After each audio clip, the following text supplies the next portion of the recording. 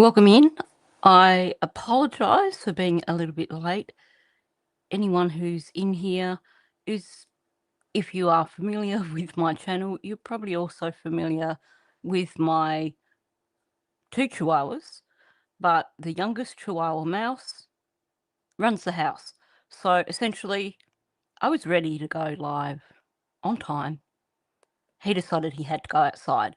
So we all had to stop and wait for Mouse while he went outside and did his business. Anyway, moving on from that, hopefully there will be some more people coming in soon. Good to see you in here, Bonza. This is one from actually out your way up in New South Wales. There was an inquest held last week, and it will be continued in November, apparently. Probably most Australians have not heard of this case because this actually happened in 2020, and Biddy Porter, who is the little girl who was the victim in this case, was her life was ended by a 14-year-old that she knew. Welcome in, Michelle. Good to see you in here.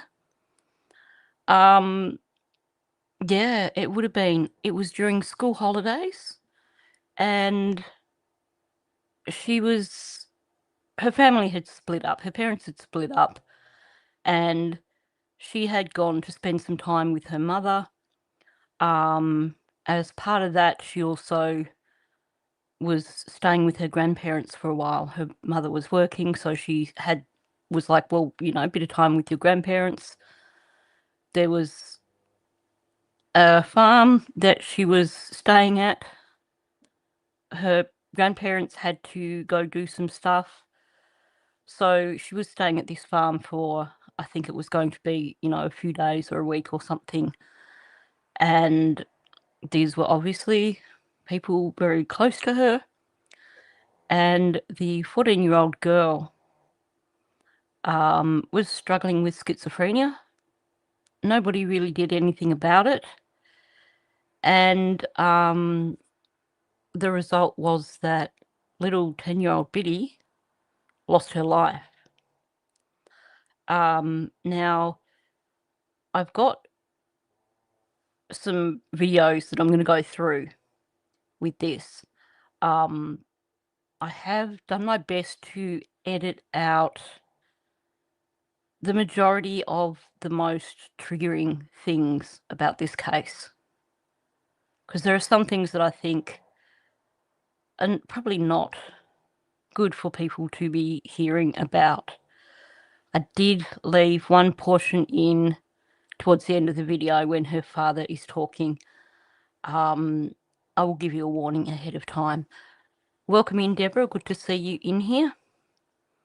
Now, the reason I said that probably even a lot of Australians don't know Biddy's case, and I'm just going to put a slideshow on while I'm talking. The reason I'm saying that a lot of Australians probably don't know Biddy's case is because the girl responsible for what happened to Biddy was 14, and because of her mental health issues, the Supreme Court decided to silence this case. Welcome in, Teresa. So Biddy's parents were basically prevented from talking about what had happened. And for 2 years, they were silenced, and Biddy was essentially stripped of her identity. So now there's an inquest happening. I think it's about 2 years ago. Biddy's parents finally got help and found a way to basically get her name out there again. So now it's time to basically get her story told, get her name out there, and just try and get the story out there to get a change, because this has been so painful for her family, and it is something that they are still struggling with. So it's definitely time to tell Biddy's story and to hopefully make a change so, this doesn't happen to another family. Welcome in, Barmacat. Sorry if I've got that wrong. So I've just got some videos playing at the moment. While they are still playing, before I start on the information about the inquest, I will just go through a few other things. So first of all, if you haven't hit the like button, please do that. So this is going back to 2020, like I said. This was July 2020, 8th of July. So we're heading up to the 6th anniversary. It's a doozy. Who would have thought that Supreme Court could actually do that? But they did. And Biddy's case has been, I hadn't heard of it until probably about a year ago. Wow, I'm so sorry for your loss, Michelle. Worst thing I can imagine, to lose a child. So this was the New South Wales Supreme Court that made the decision.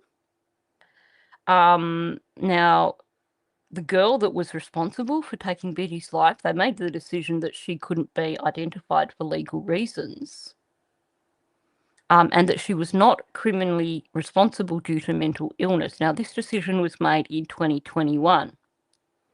But with that came the silencing of Biddy's family, because there is a connection between Biddy and the girl who was responsible for her death. So the Supreme Court basically said that in identifying Biddy, it would essentially make it possible for people to identify the girl who was responsible. Of course, what makes that insane is that, given the area, I would imagine people know anyway.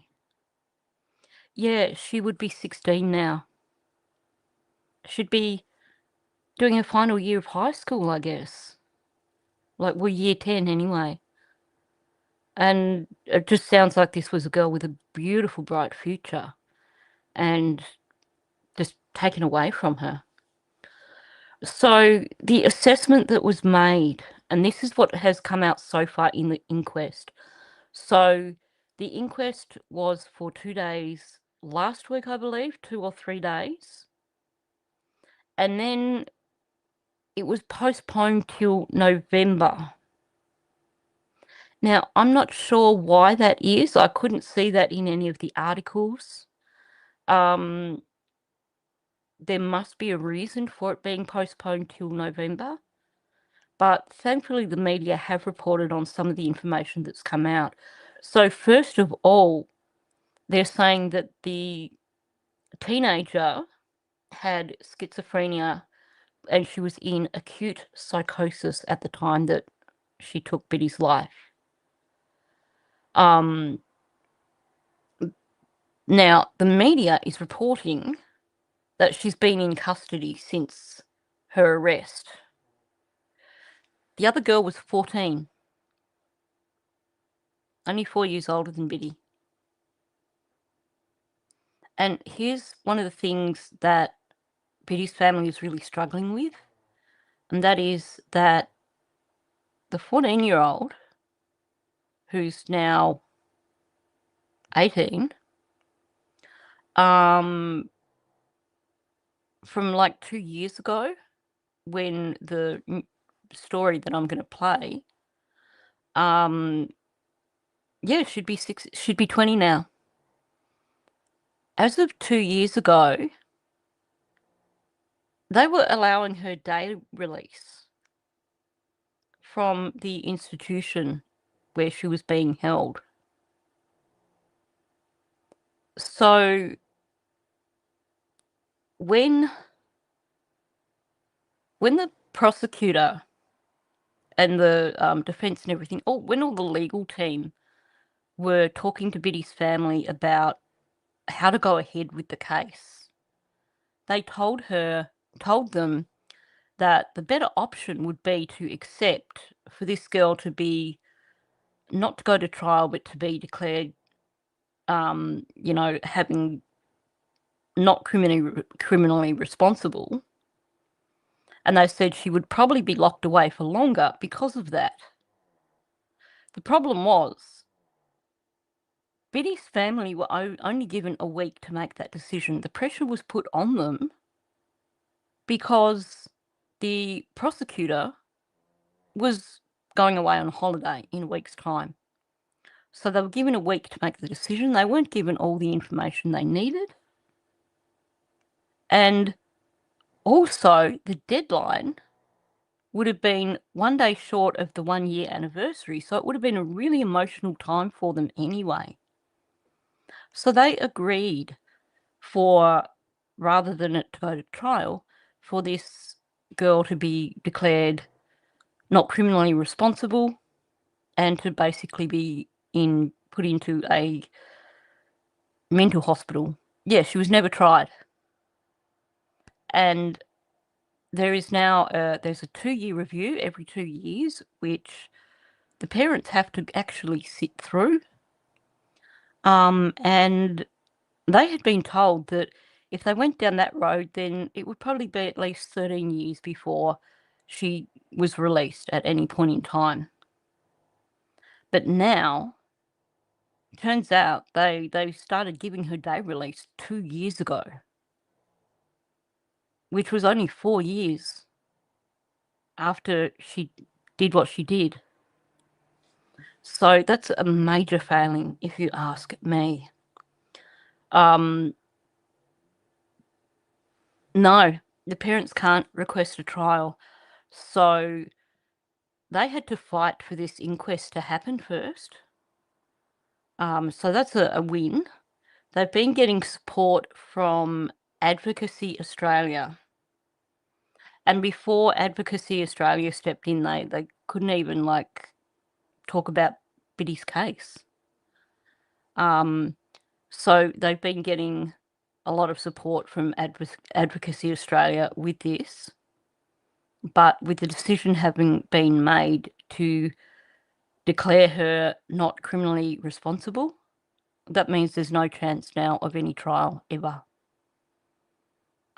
Because once that decision's been made and they go with it, then it means that there's no possibility of any trial at any point in time. When you hear about this girl, you are going to realise that you are so spot on about that. She is very dangerous, and I really don't think she should ever be allowed out in public. When you hear, this is possibly one of the worst cases I've covered. I've been putting off tackling this, but I feel I follow the Facebook page. Dom, her father, runs the Facebook page, and I just really wanted to do my bit to get her story out there. So if you are on Facebook, there is a page that is Justice for Biddy Porter, and I forgot to link it, but I will link it after this live stream. I'll add it into the description section. But there's a page on Facebook, Justice for Biddy Porter, and Dom, her father, runs that page, and any extra support is much needed. How long have I been doing true crime?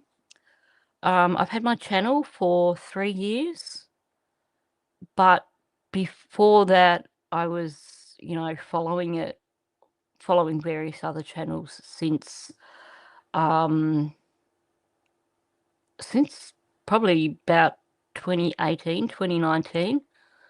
I started following the Delphi case, very early on, and then from that, it just kind of went to following other cases. Yes, this is the problem. I've seen a lot of cases in the US where the same sort of thing happens, where dangerous people are let out only to reoffend. And I do feel that there is a good chance that this is going to happen, because the things we are hearing, or the things around this case, this girl was really disturbed. She told her mother 2 weeks before what she did to Biddy that she thought about killing people all the time. She messaged friends the night before and told them that she wanted to unalive somebody. So I have to use these words because of YouTube. Her parents saw all these signs and they didn't recognize it as mental illness. To them, they just thought it was something about school bullying, probably to do with video games, and something to do with teenage hormones. I haven't mentioned yet how Biddy was killed. It was a 14-year-old girl that she knew, and the 14-year-old girl had a collection of knives. And it was not, more than stabbed. It was brutal. It was described as being really, really brutal. Bonza, essentially, she was left in the household with Biddy because the mother and the younger sister went out to milk one of the cows, and they were going to take Biddy with them. But Biddy, not being a farm girl, was a bit sleepy, so they left her at the farmhouse with this 14-year-old girl. And by the time they returned, the house was not in a good situation. I'm not going to go into that. And they found Biddy in one of the rooms. The girl had done some really horrible things and ended her life. So yeah, she was essentially left unsupervised with an unstable 14-year-old that they knew was unstable. One of the things that came out in the inquest last week was the mother of the 14-year-old said that she didn't think, or she didn't believe in mental illness. Well, it's a shame that she didn't, because there were so many warning signs beforehand. I'll get back into all of that as we go through. Yeah. I really think the justice system failed Biddy in this instance. So I'm going to start with a news clip from last week. Can Biddy's parents charge the other parents? All they could do, I guess, would be a civil case. I think when we get to the end of this, you'll probably understand why that's probably a challenge for her parents. So I'll start with the news footage, which is not happening. Hang on. Right, hang on. I had it muted, sorry. The mother of a teenage killer says her only regret is not getting help for her daughter's mental health before she stabbed a 10-year-old girl to death.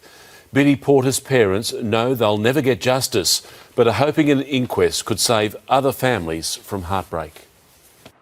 They want her name remembered. Her parents fought for it. It's so important that Biddy is known. Bridgette Porter, yet her killer's own mother could not utter Biddy's name. I can only speak for myself, the horror, nightmares and grief I have suffered, and so can only imagine the grief the parents have suffered in losing their baby girl. The woman's 14-year-old daughter loved knives, heard voices and fantasised about killing her own parents when she stabbed Biddy to death. I just want to add on to that.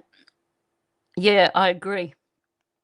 It's bizarre to not believe in mental illness because, especially in this day and age, it's not like we're talking about the 1960s when people didn't talk about mental health issues.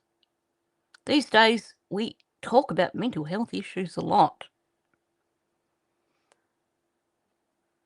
One of the things that this is something that came out with the inquest, this girl told her parents, aside from saying that she, fantasized about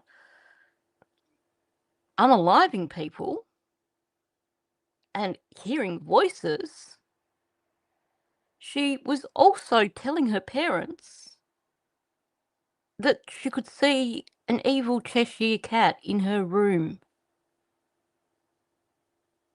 And they just dismissed that.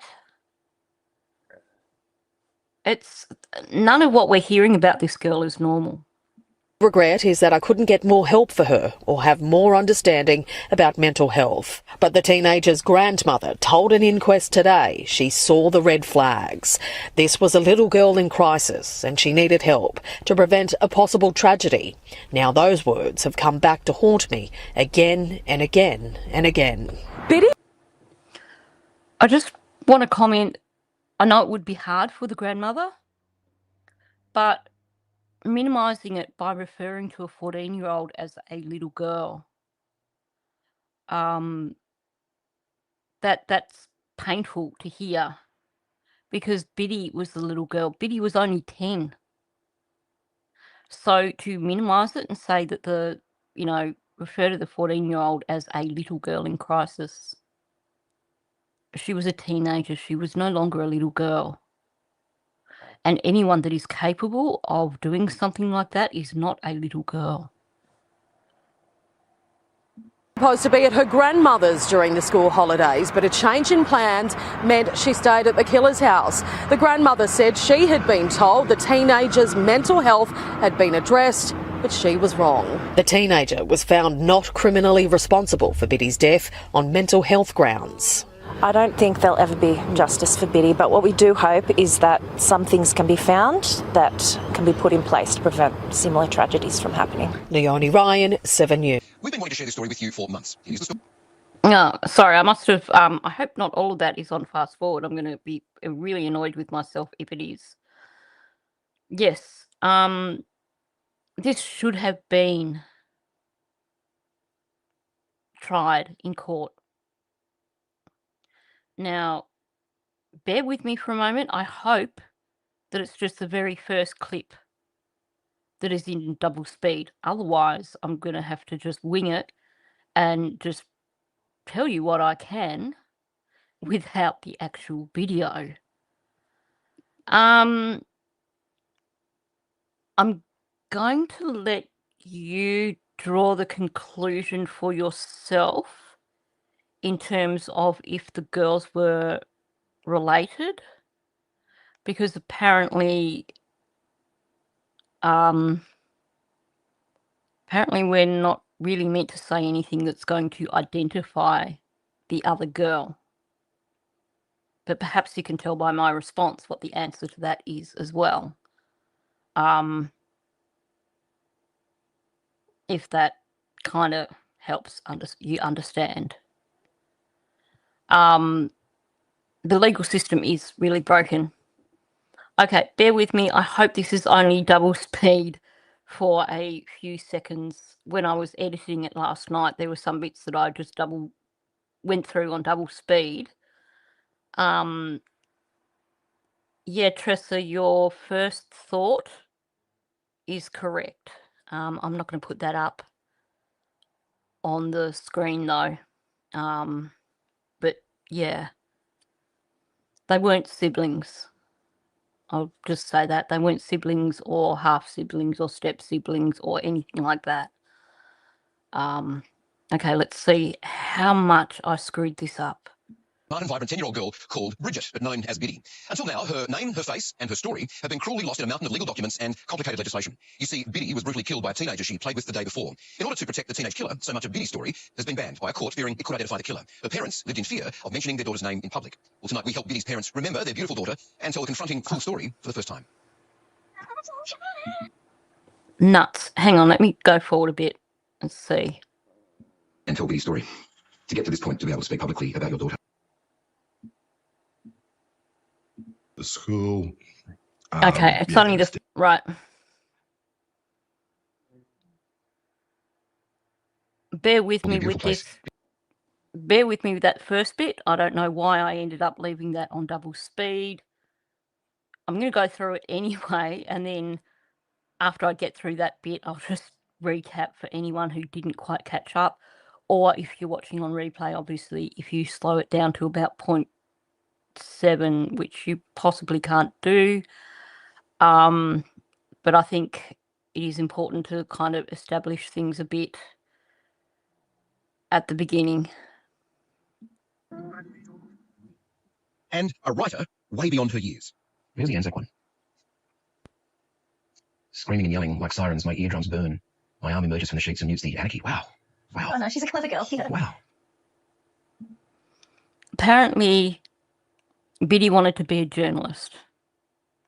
And on the Facebook page, Dom has shared a lot of Biddy's writings, which I think is a lovely thing. I think she really did have a big future. And definitely a daddy's girl. My dad's name is Dom. He's 44 years old. He has black hair and brown eyes. His favourite food is chips. His favourite colour is black. He likes to watch the news. My favourite things to do with Dad is we like to go outside. I love my dad. Happy Father's Day 2016. This was the daughter parents dream about. Oh gosh, I just miss her little presence. I miss her giggles. I miss caring for her. So pretty.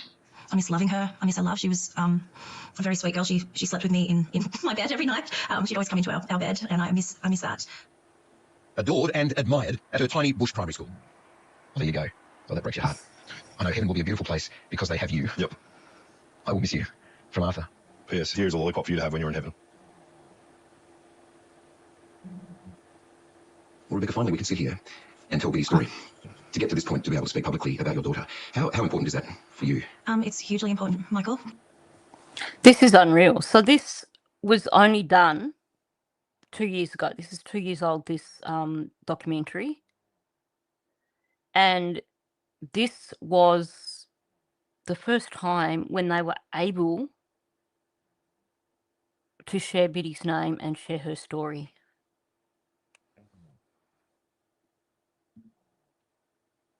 Yeah, that's the thing. If she's on day release, then how do they know?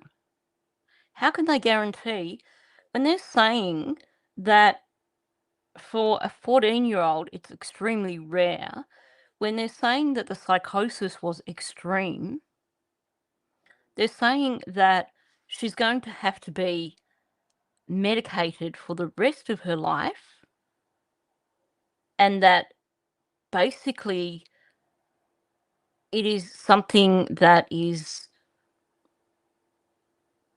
they're saying that the medication she's got is last resort medication for resistant schizophrenia, meaning that this is full on. This is a really, really severe chronic form of schizophrenia, and that they're allowing her day release. That makes sense. Being able to have her name spoken in public, have her face shown in public. So this is a really, really big step and a huge thing for Bridgette and for her family. In the 4 years since their daughter was killed, Rebecca and Dominic Porter have barely survived, drowning in grief and loss and believing they'd been silenced by a court order forbidding publication of their daughter's name. Normally, you would think that someone who is on meds for schizophrenia is safe. But when I hear them saying things like that she's on basically last resort medication for resistant schizophrenia, that means that they've tried so many other medications and this is their last chance. So she's medicated up to the max. So, yeah, what if she does stop her medications? Or what if the medication just doesn't prove to be effective enough and she's out in public? Because this is one seriously disturbed individual. How much trauma on your trauma has it given you to have to suppress your daughter's memory and identity? Well, she's nameless, faceless, and just a number, which she's not. Yeah. What Rebecca and Dominic were never told, as they floundered in the complex law of child killings, was that identifying their daughter to the world was allowed, but only with their consent, and in the cruelest twist, only because she is deceased. What were you led to? Yeah, sorry, Michelle. It's only the first few minutes. When I was editing it, I was editing out.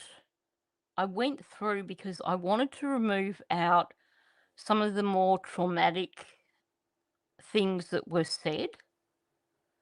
So while I was doing that, I was editing it at like 1.7 speed. And then when I clipped a bit out, I'd go back and I'd put it back down to normal speed. But the first part of the video, I clearly forgot to put it back down to normal speed. So it's going really, really fast. So that was my screw up. Oh, wow, Tressa, I could imagine that would be the case, that schizophrenia is a disorder with people with the most likely not to stay on their meds, because it is such a destructive disease. And that makes it even more frightening, because if it ever gets to a point where this girl, or young woman now, is released, there's no way they can control her for the rest of her life in terms of her medications. And if she goes off her medications, I think you could be 100% certain that something else is going to happen. Yeah, bipolar, I've heard that too with, I've also heard of people with bipolar who end up deciding to stop their bipolar medications because it has nasty side effects, like the medication for schizophrenia, and instead they self-medicate with weed, which isn't really helping. It's a scary situation, it really is.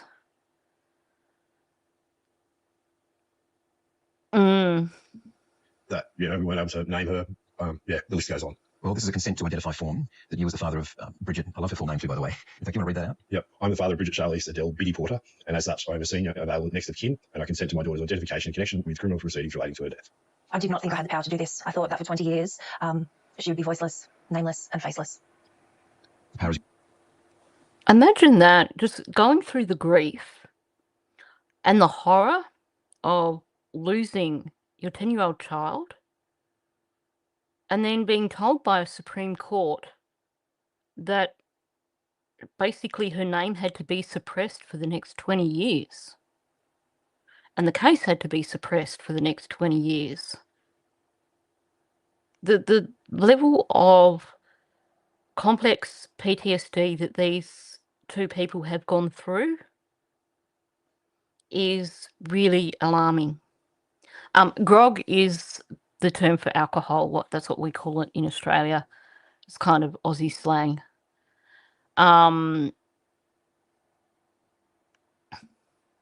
That's the thing. When it comes to schizophrenia, people do often get off their meds and things go really badly. I'm not sure, it's probably about 2 years ago, there was that big stabbing at a shopping centre at Bondi. There's that guy that ran through the shopping centre at Bondi with a knife, and he completely lost the plot. He had moved there from another state, and he was off his meds. It can be just as easy as a change in their situation, and all of a sudden everything changes for them. It can be a small trigger.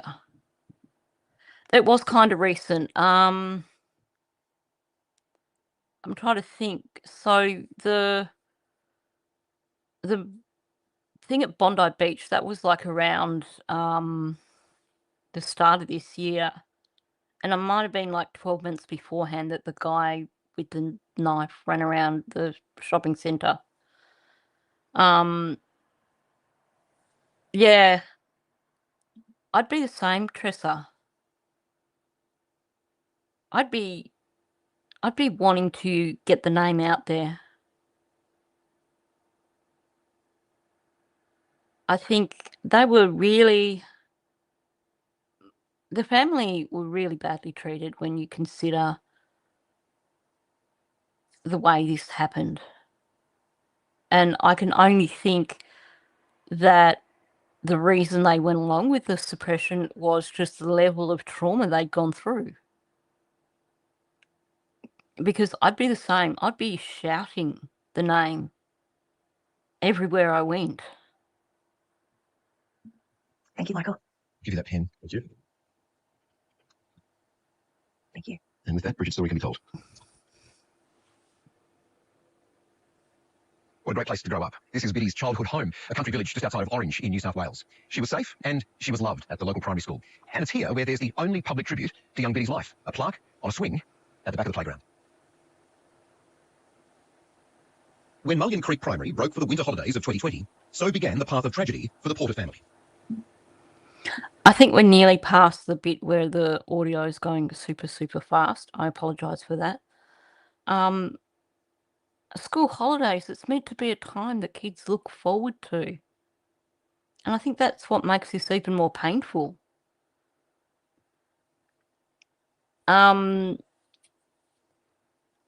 Yeah, I do believe that is the case. I believe Biddy's mother knows, let's say, the people whose farm that Biddy went to. There's some things that I won't pin up because I need to kind of respect the court order, I guess.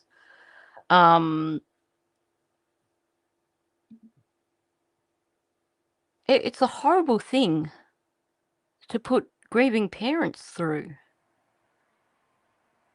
courts should never, ever expect a family to suppress the name of a victim.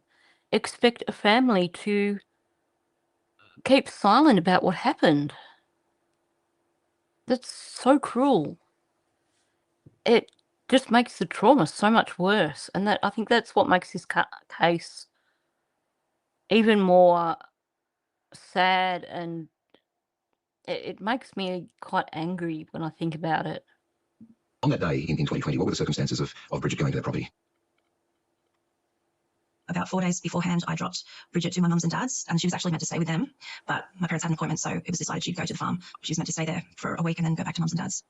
As far as you knew, and Rebecca knew, and Bridgette knew, this was a safe place, a place she'd been to before? Yep. As far as I was aware, she was actually with Rebecca. Yep. You would never start to heal if you weren't allowed to talk about what happened.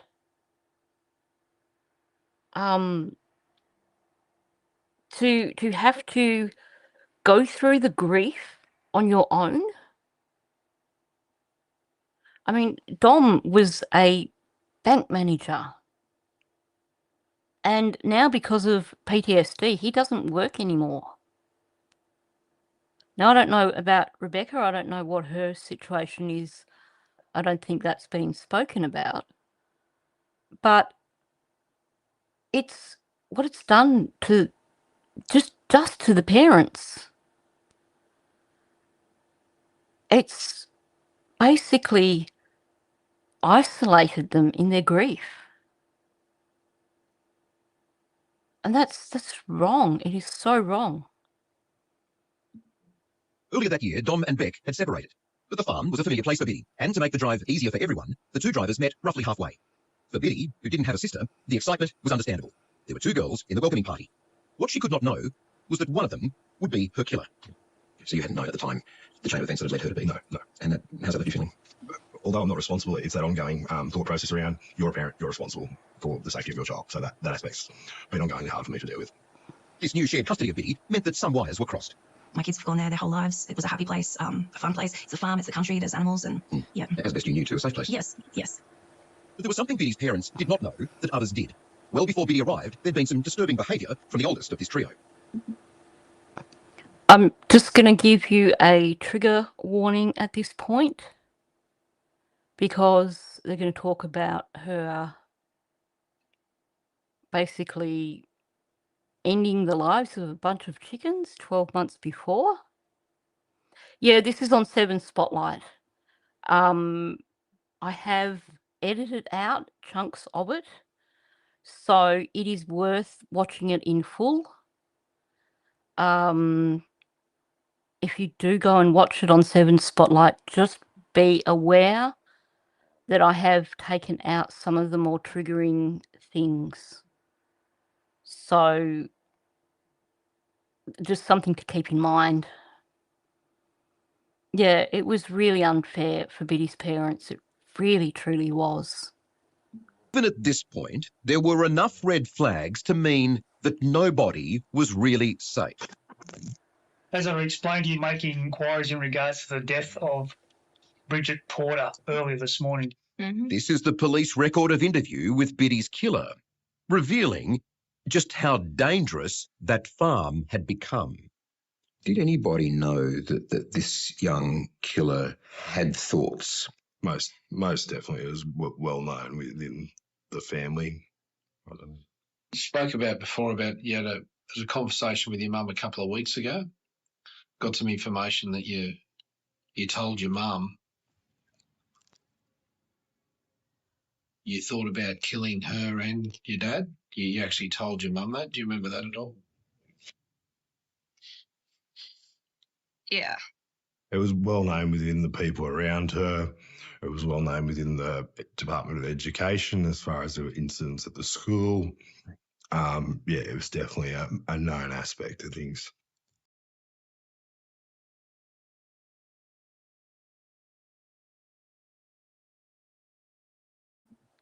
I was muted, sorry.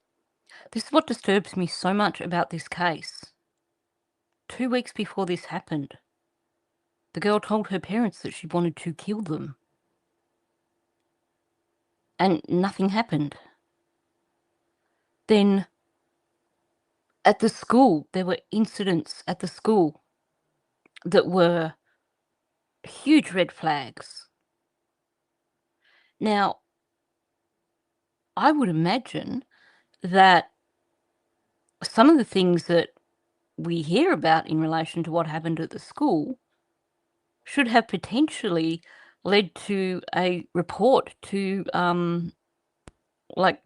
protective services, children's protective services. But it seems like everyone just thought, okay, well, this is just a 14-year-old who's acting out. And they didn't take it seriously.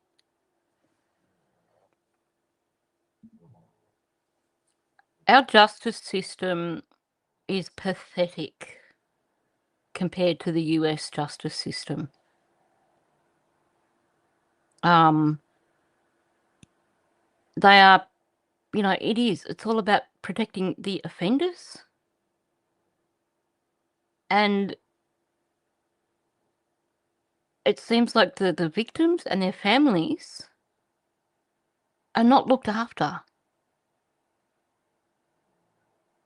I'm not sure if I kept this in or if I edited it out, but Dom was basically saying that in terms of mental health assistance, with the NDIS, he's eligible for NDIS funding, but that funding doesn't fund him for counselling or for,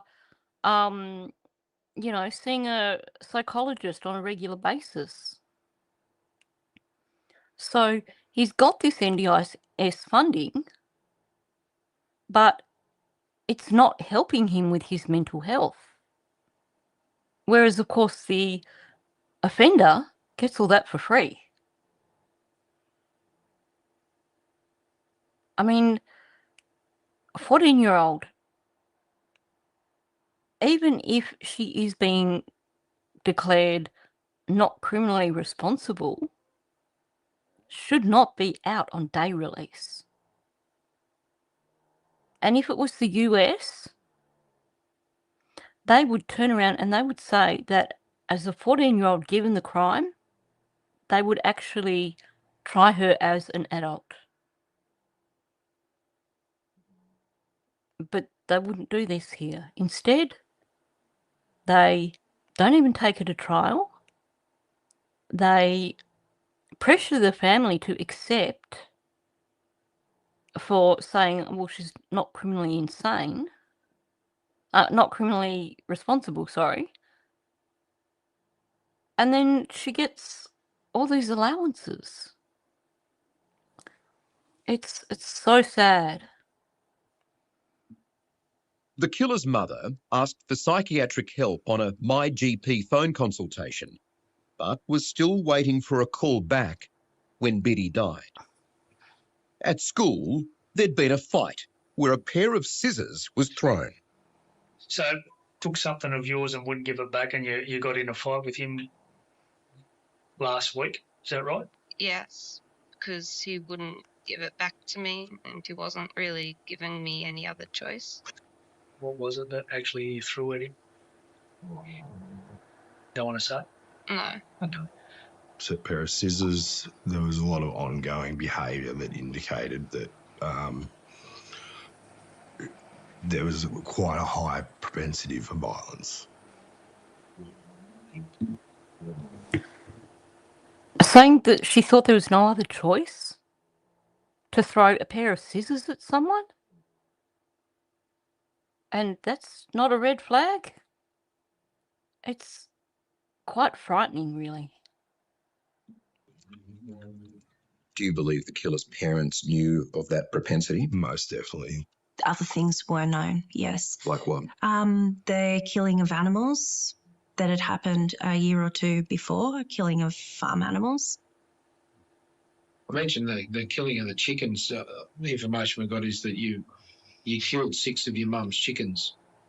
Do you remember doing that? Yeah. Well, why did you kill the chickens?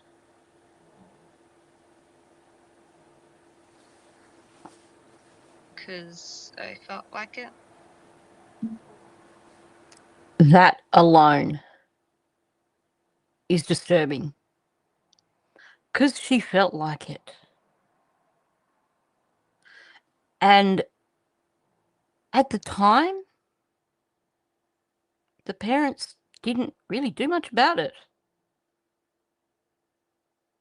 Like, that was a huge, huge warning sign. 12 months beforehand. And then you have all these other things going on. They would have been told about the behaviours at school. And then the 2 weeks beforehand being told that she wanted to basically take the lives of her parents. Now, according to the inquest and according to this, the mother basically had rang, like, telehealth kind of thing for support and was waiting for a call back. I'm sorry, but your child expresses something like that? You don't wait for a call back.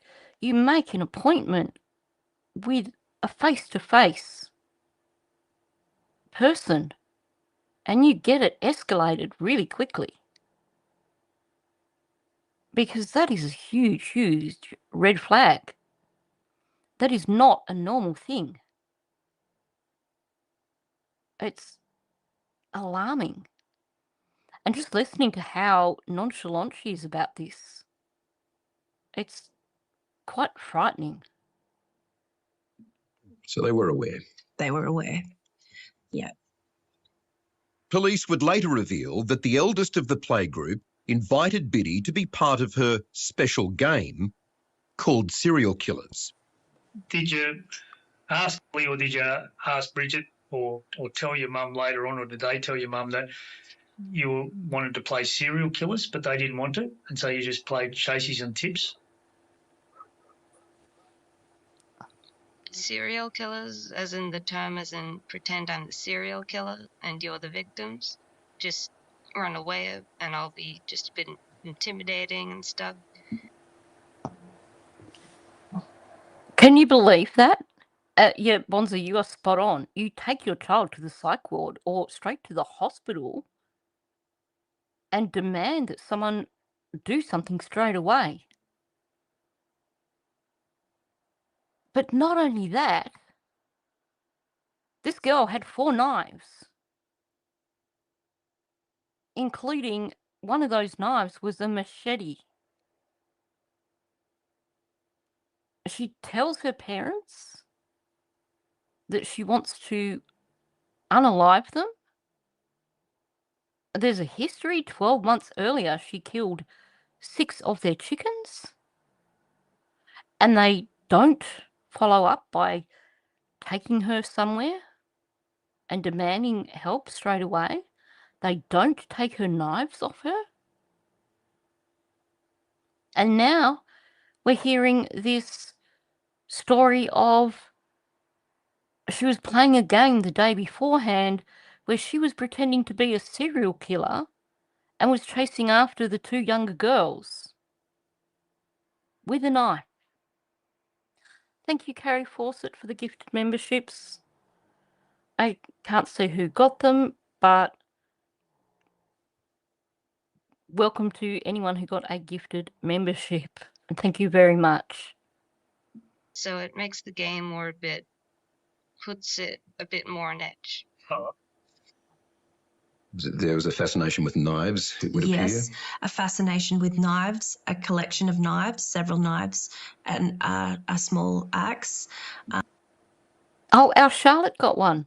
That is so cool. Awesome. She had a small axe. A collection of knives and a small axe. Oh, welcome new members. Congratulations. Yay. Yeah. Wouldn't you think if your child had expressed these thoughts, wouldn't you think you would want to take that axe away? Just, it's mind-blowing. And a tomahawk. Recently, your dad's bought you a little tomahawk item, and you call it Tommy. Is that right? Yeah. Presented as gifts or something, or I think so, because she had a fascination they were given to her. And I just... Hang on. So they just said the tomahawk was bought for her recently. So she's showing all these disturbing signs. And the father goes out and buys her a tomahawk? Well, gosh. Oh my gosh. That's mind-blowing. Why would you buy, for starters, why would you buy a 14-year-old a tomahawk? But when you have a 14-year-old that is expressing all these disturbing thoughts, and she has names for all her knives, you buy her a tomahawk and she names it, and you didn't see that as being disturbing? You didn't see that as something that maybe you should do something about? I don't understand that. this was obviously kept quiet by the family. It was kept very quiet. I had no idea. It was too late when detectives discovered the most awful truth of what was about to happen, written in the killer's own words. There were diary entries showing a desire, a lust to kill, a want to kill. Have you read those diary entries? Yes, I've read them through media, through what the media has published here. Would it hurt you now if I read any of those back to you or not? No, that's fine. Is that okay? Yeah. So this is the killer writing in... I'm just going to pause here. If you go to watch the full version of this, when you get to this point, it is triggering. I've edited the audio because some of it is just too triggering, in my opinion.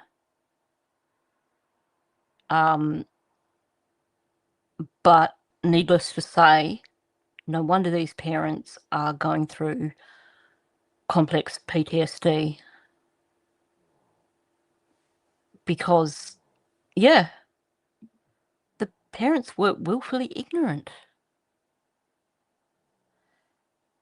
And to know that your daughter is having all these issues, and to happily say, yeah, sure, let the 10-year-old come and spend time on our property, and to leave her unsupervised with this disturbed 14-year-old. Yeah, the mum's face is, yeah, it says it all. Diary. Whoops. I fantasize about killing people all the time. It's not sometimes, it's all the time. Every moment I have spare is planning and thinking about killing someone. I'll then kill my mum, but the fun only starts when I get to my sister. And the details go on there, which are beyond. And like I said, that's the edited version of it, because I thought some of it was a bit too triggering to actually play here on a live stream. Brutal. Yeah. And vile. Biddy's name wasn't mentioned in that diary, but this 10-year-old was reading the signs that adults had been slow to act on. Did you have any arguments with Bridgette last night? No, other than her saying that I'm creepy and I should be in a mental hospital. She just slapped her and shook her head. So where did she say that at? At the table. Okay. All right. And so Bridgette said that. And how did that make you feel when she said that? Furious. I get told that a lot at school. Okay, that you're creepy and you should be in a mental. I get called a psycho, BIDCH. Welcome in, Princess Pillow. So, this girl, her peers recognised what was going on with her in terms of they thought she was a psycho. They thought she should be in a mental hospital. You have an incident the night before she goes and does this to little Biddy, where Biddy has actually named it up herself and said, "You're a psycho. You need to be in a hospital." And yet she was still left alone with this girl the following morning. I know as a parent you want to think the best of your children, but a 14-year-old who is expressing all these disturbing thoughts, how is it ever something that you would consider in terms of just leaving a 10-year-old alone in the house with this girl? I quite often gave the analogy around, you've left my child with a dangerous animal, a lion, and put her in a room and expected something not to happen. If I had a child in my care, I would have a duty of care to ensure that they were safe, and that was definitely not done. Okay, and those knives, you collect knives, is that right? Well, yeah, I guess so. So how many knives do you have?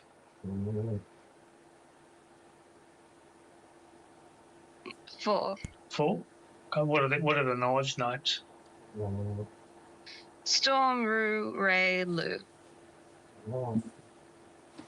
That is just really chilling, hearing the way she just rolls off the names of her knives like that.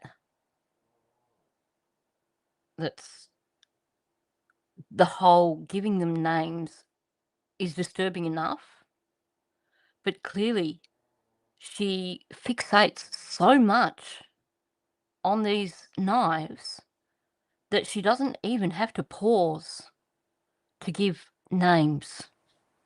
Yes, Bonza, it's like they are pets. It's frightening, it really is.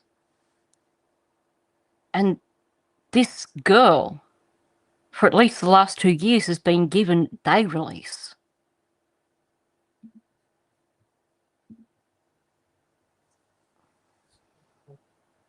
According to police records, on that Wednesday morning, the plan was for Biddy to rise early and help milk a cow.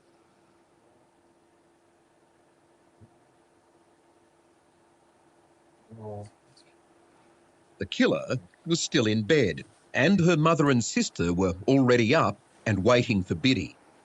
Biddy came to the kitchen table, still sleepy, and it was agreed she would stay at the house. The police timeline suggests that shortly after they left the house, the killer was out of bed. At this point, there are only 2 people in the homestead, Biddy and the killer. Yeah, listening to that interview, it's just mind-blowing. She really does have a haughty tone. And it just makes you think, how could people not have seen the warning signs? Well, they did see the warning signs. How did they not act on it? Because in that interview, it's like she really doesn't care about what she did. And that's frightening.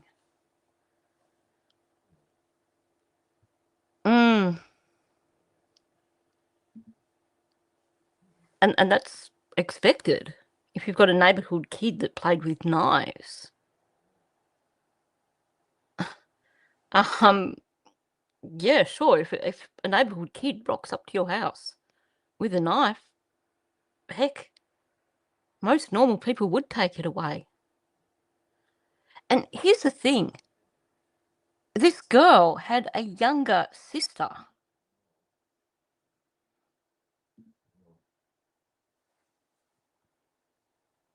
Yeah, why didn't they wake the other child? Maybe they probably won't admit to it, maybe there was a level of fear of that girl. So the husband had already headed off to work. So it was just the mother and the younger sister and Biddy there. So maybe the mother was afraid of her, or maybe she knew that she was going to get some sort of negative reaction. But given what we're hearing, I just cannot understand why you would consider leaving a 10-year-old alone in the house with that girl. But how did they, in their minds, justify not doing anything about this when she has a younger sibling? It could have been the younger sibling that ended up suffering what Biddy went through. But they didn't see the warning signs? They didn't think anything was going to happen? I struggle with some of this. Yeah, exactly. I get that she's not a country kid. It was an early start, but take her with you. Let her nap later on. Don't just leave her in the household with a seriously disturbed 14-year-old. When I hear all the elements of this case, I just cannot fathom what it must have been like for Dom and Rebecca over the last 6 years. Because a lot of what we're hearing, I don't think they will ever be able to come to terms with in their head. I just can't imagine how you could Wake, cope with that. on the move, and aware that Biddy was by herself and unprotected. At around 7 a.m, the milking party returned to the house. What they discovered was almost beyond comprehension. Biddy was on the floor in a bedroom. Police and then ambulance. Again, I've edited that out. They gave some indication of the crime scene, and it is not something that anybody should walk in on. So, trigger warning if you go and watch the full version of this. Again, just be prepared. This really could have been easily prevented.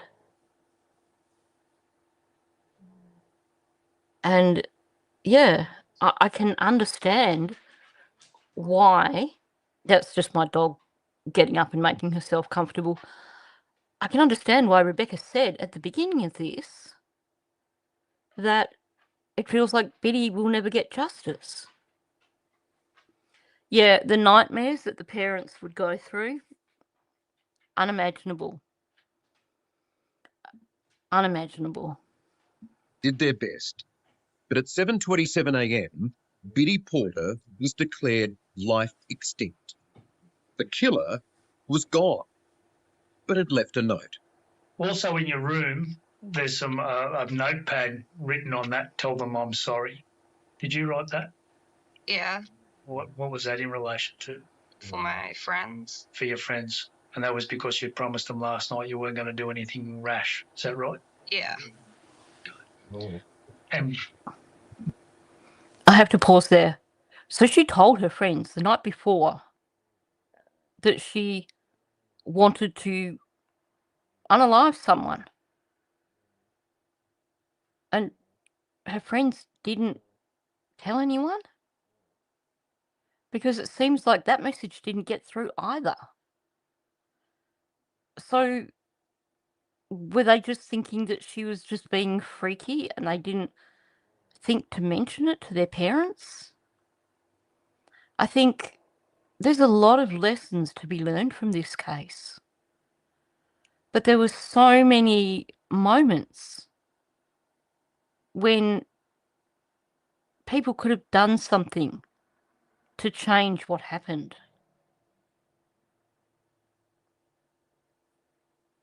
Tell them I'm sorry so it has some level of empathy. I actually think not so much empathy. I think it's more about probably I don't think this girl knows what the meaning of empathy is, for starters. I think it was more a case of them saying, you know, don't be stupid, don't do stuff like that. And I think it was probably more a case of she knew they'd be disappointed. She probably didn't care, but she knew they'd be disappointed. It does show that she knew right from wrong. It definitely does. Yeah, she knew what she was doing. To say that she's sorry to her friends shows that she knew that what she was about to do was evil, was wrong. The grandmother? Well, it sounds like Biddy was staying there for a number of days. So Biddy was meant to be staying with her grandmother? And her grandmother was like, well, we've got things to do in town, appointments or something like that, so how about a few days on the farm? But even the grandmother said that she was aware of the mental health issues and had been told that it was, you know, not a problem. So even that, to me, seems like a really poor choice. Because I wouldn't want more than just a verbal reassurance.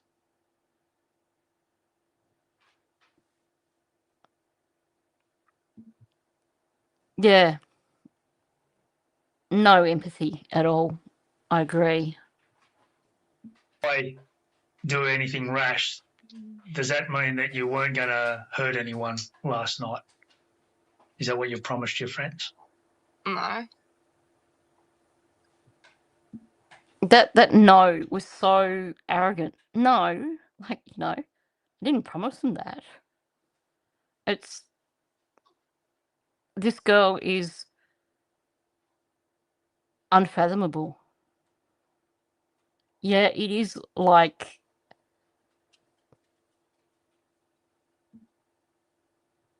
yeah, sees others' empathy, has none.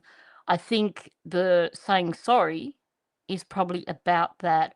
She knows that a normal person should act remorseful, but the remorse is meant to come afterwards. Haughty, that is the word. She is so haughty. Yep. Only 2 years after, no, 4 years after she did this, so only 2 years ago, they started allowing her day release. Like, honestly, that's scary. Especially because her identity is protected.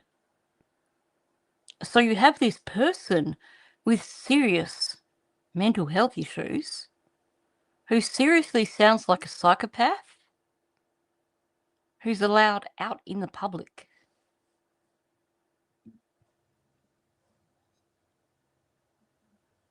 What happened after the killer took Bridgette's life? Fled the scene to another neighbouring property. was missing for a period of time, then attended a neighbouring farmhouse and made them aware of what she'd done, requested that they contact the police. Can you believe that? Just rocking up to a neighbour's property and just calmly telling them what you'd done and asking them to call the police. Imagine the trauma for that poor neighbour. Every little bit about this case is disturbing. It's so sad. And it breaks my heart to think of the family. I don't know what the purpose is of giving her day release. What Dom said, which I'm not sure if I cut it out at the end of this, but what he said was that he asked them about that because he said, is this like her having day release? Is this like a preparation for actual release? And they pretty much said, yes, it is a possibility. So they're giving her day release with a view to possibly releasing her, even though the girl is a psychopath with serious mental health issues. Yeah, how freaked out would you be if someone rocked up onto your property, said, I've just killed the 10-year-old girl, and can you ring police, please, and get them to come here?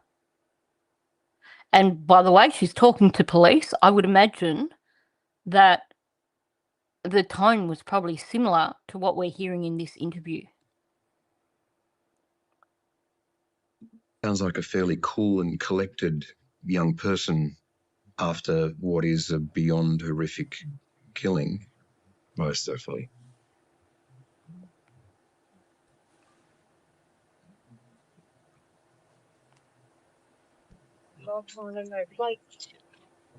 Biddy had been dead for less than 2 hours when detectives found her killer sitting in a neighbour's garden.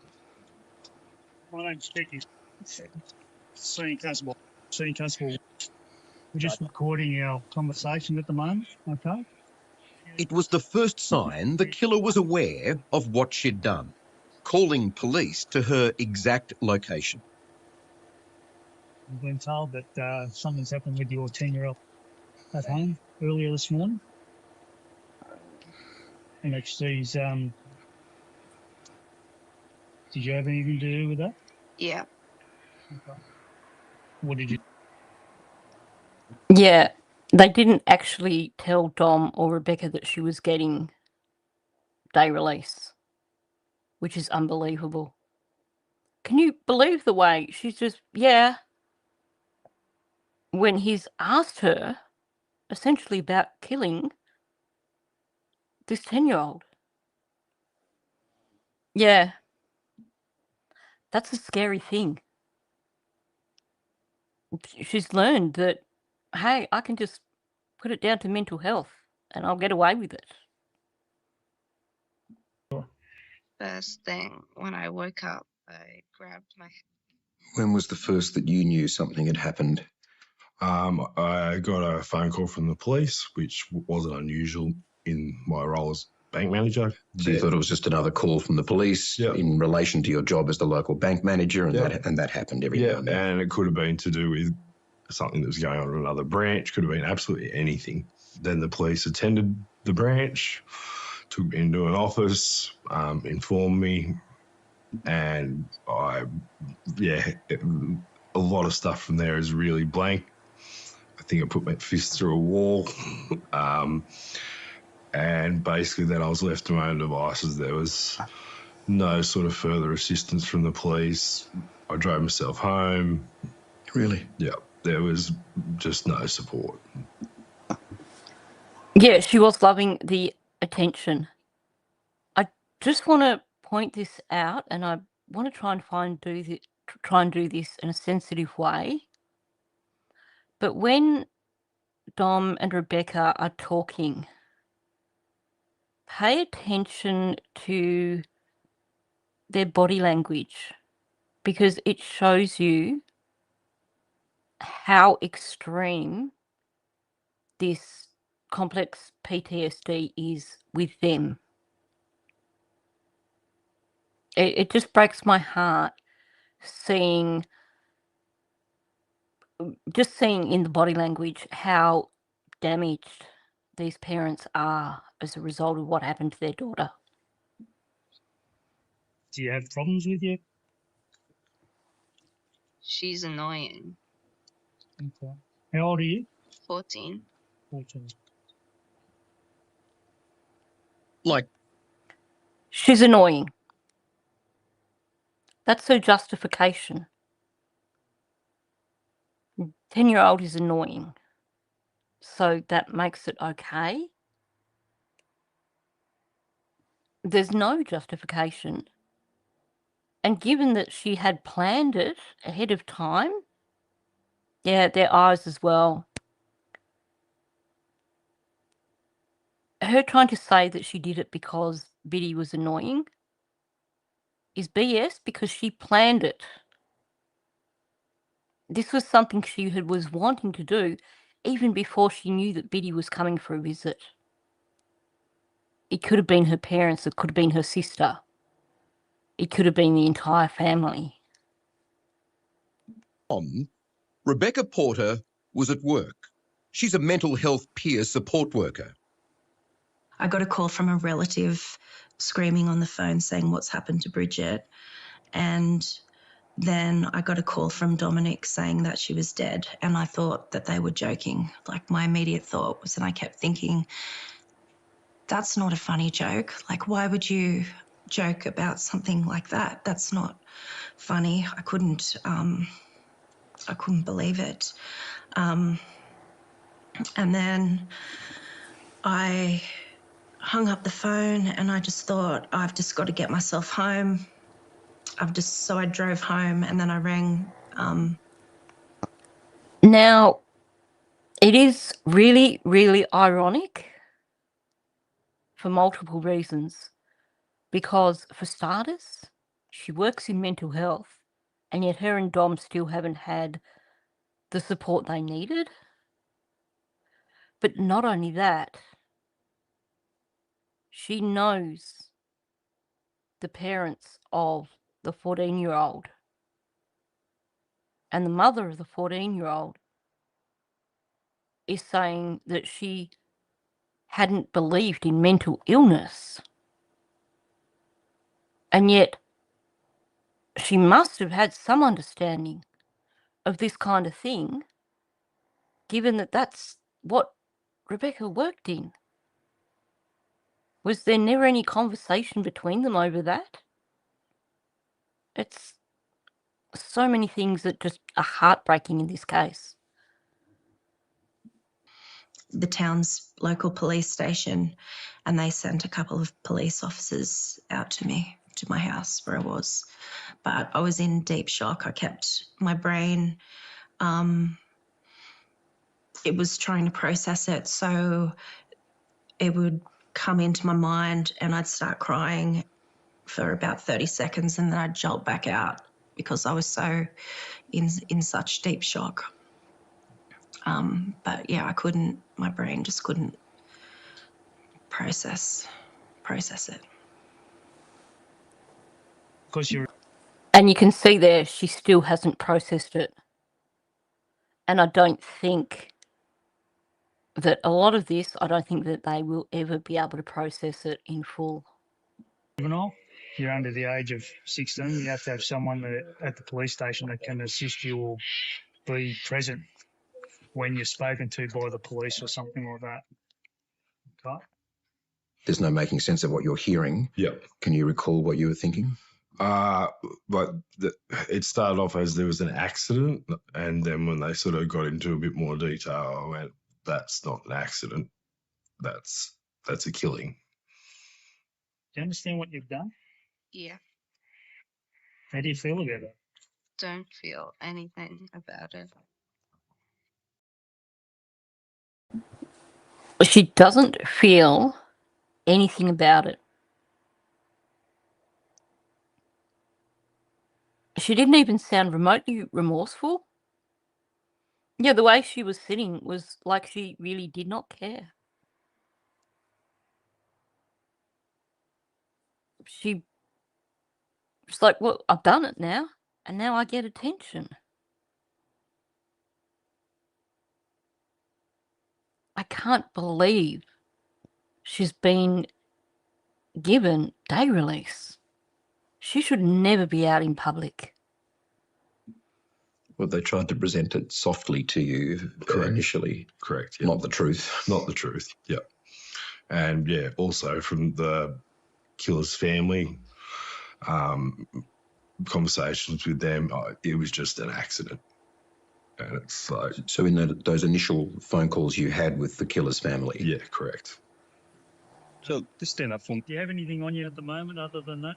so nothing in your pockets or anything for me? No, Come through this way.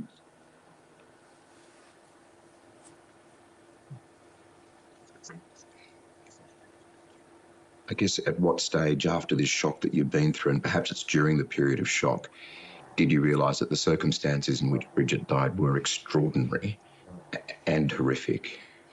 Well, when the detectives came and I asked them what had happened, it felt like a horror movie. I couldn't believe it. It was so horrific and I couldn't fathom it. It felt evil. It felt like I was living in the script of a horror movie and I just couldn't believe it. And I just prayed that I wished any other death for my daughter. I wished that she died in any other way rather than this. If she had to die, why can't it be in a car accident or drowning or of an illness rather than having to have her life ended in such a brutal way that most adults wouldn't be able to cope with and endure, and she had to endure that as a little girl.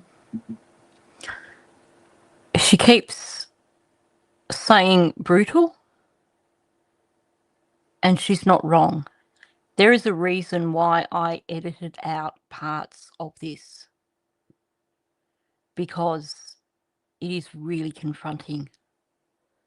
And for the family to turn around and call it an accident, like you can just see from her reaction, this was done 2 years ago. So this was 4 years after this happened. And it's hard watching this, really hard. She has major, major PTSD. I'm so sorry about your son, Michelle. You said evil. Yes. Yeah, I do believe it's evil. There's no other way to describe what happened. It's pure evil. Bridgette became a target of that evil on the first night of her stay.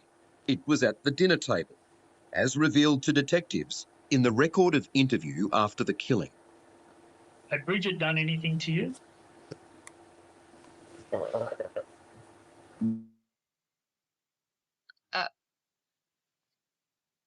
other than try to break my fingers Okay. When did she do that? a couple nights ago. We were playing the game Slap, Oh, yeah. and she was a bit of a sore loser. And so I was reaching out for, can't remember what it was, maybe a high five or something. I was doing that, and my fingers were like that, and she went like that to them, fairly hard. So you're a 14-year-old playing with a 10-year-old, playing a game. Now, I'm not sure exactly what slaps is. I think it's that one where you've got to pull your hand away before they slap you. And she's saying that the 10-year-old was a poor loser. Well, you're supposed to have 4 years more maturity than that 10-year-old. And you're saying that a few nights earlier, the 10-year-old got upset and slapped your hand? Yeah, I thought it would be like kind of like knuckles but open-handed. You hold your hand out and you got to pull it away before it gets slapped. And you know what? I would imagine, from everything we're hearing about this 14-year-old, I would imagine that her idea of slaps and Biddy's idea of slaps were probably very different, and I wouldn't be surprised if she was really hurting Biddy. And I reckon Biddy was acting out of pain. Yeah, that's putting it bluntly. She lost a game with a 10-year-old, and that's her response.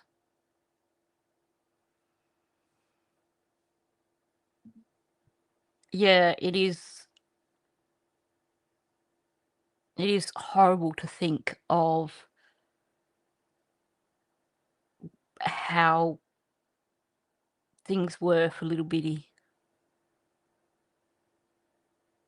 It's really disturbing thinking about what she went through. Tuesday, the killer was chasing Biddy, and it sounded as though she was running for her life. I've been told that Bridgette got a scratch on her arm or got a sore arm or something like that. She fell on the barbed wire fence and scraped something against the dirt. So, were you playing hide and seek or Hide and seek tips. tips? Okay. Biddy later said she fell into prickles and cried because she was being chased by the killer who carried a knife named Lou. Did you have? And they thought it was okay to leave her unsupervised in the house after that game? I mean, the girl was chasing her with a knife and thought it was calling it a game. Yeah, I think she should have been tried. It should have gone to trial, and she should have been tried as an adult.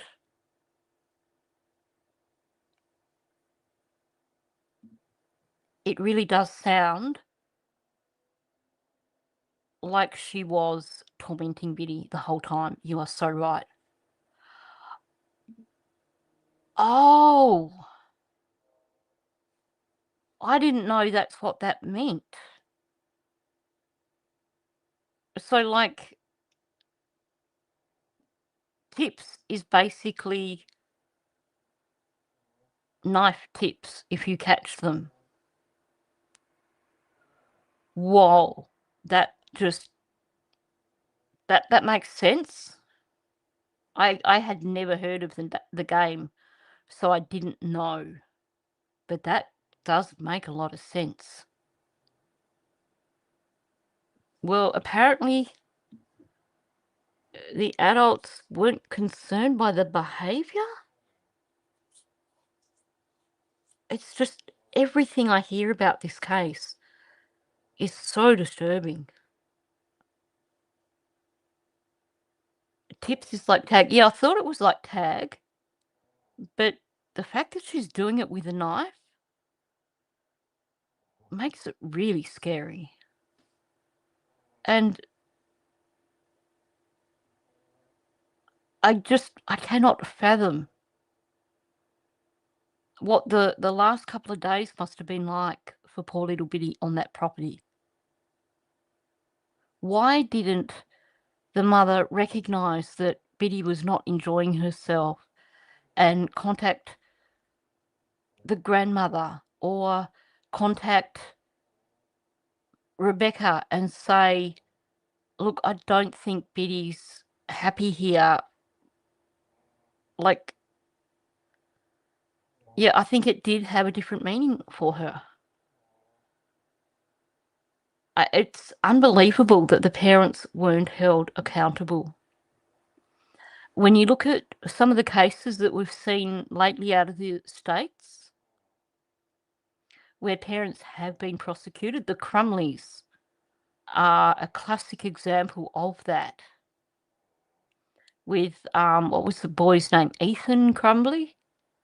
And his parents, the guy that was responsible for the school, pew-pew thingy. And his parents actually are serving time for not acting on warning signs. Yeah, the parents were only upset about the chickens because she didn't ask permission. Ethan Crumley, yeah.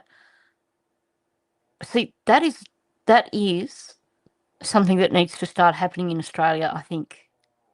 Crimes like this, we need something like with the Crumbleys, where parents who do not act on these warning signs should be prosecuted. Yeah, exactly. Given that 2 weeks before this happened, she had expressed this want to do that to her parents, then why not just say, look, now's not a good time to have her here for a visit?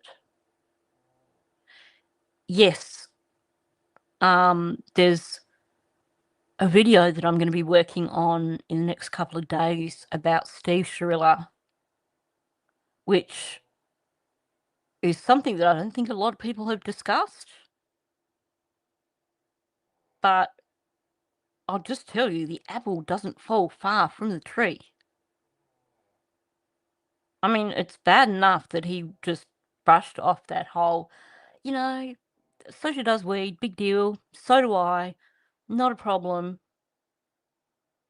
But, yeah, the parents, Mackenzie Shrilla's parents are just, whoa.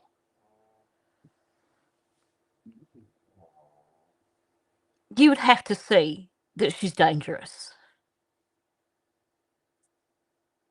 I mean, wouldn't you, at the very least, be concerned about your other child, the younger sibling?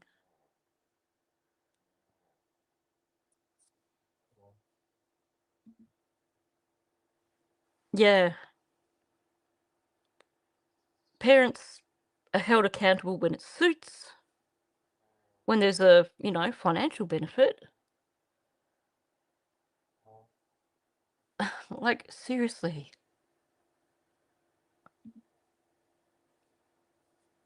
Yeah. And that's the unbelievable thing with Ethan Crumbley. Was it his mother or his father? One of his parents bought him that gun. And now, I shouldn't have said that word, but they bought that for him as a gift. And the mother was actually posting about it on social media. I agree.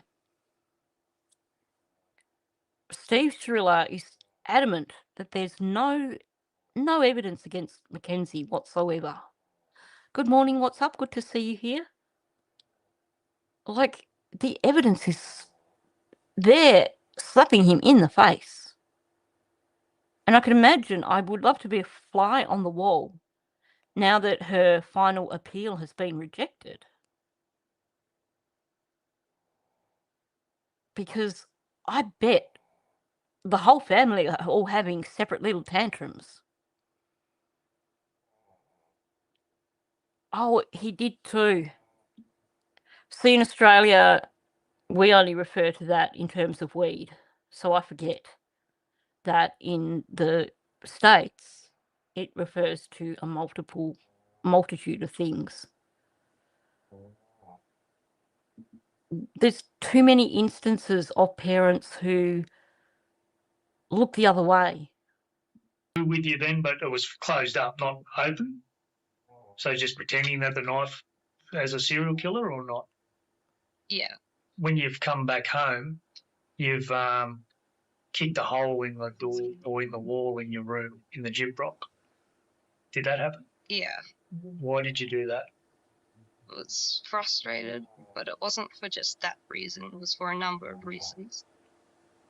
As punishment for the hole in the wall, the killer's mother confiscated 2 knives and a game console.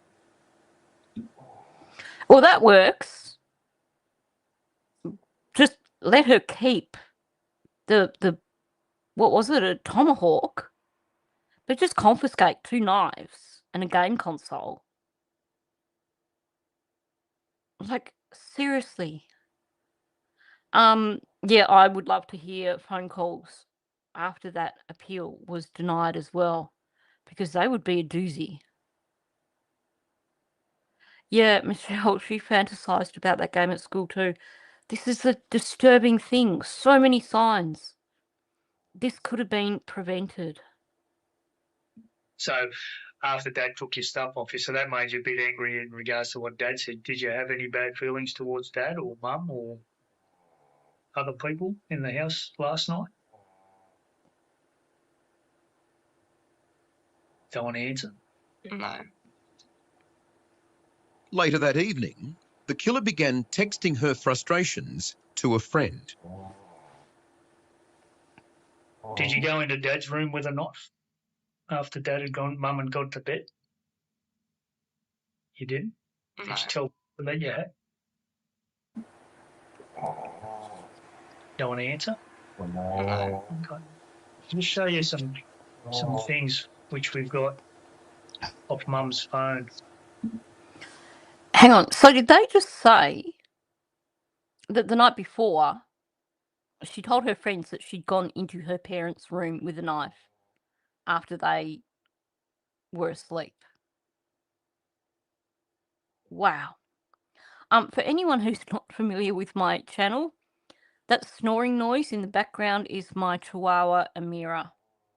She is blissed out at the moment.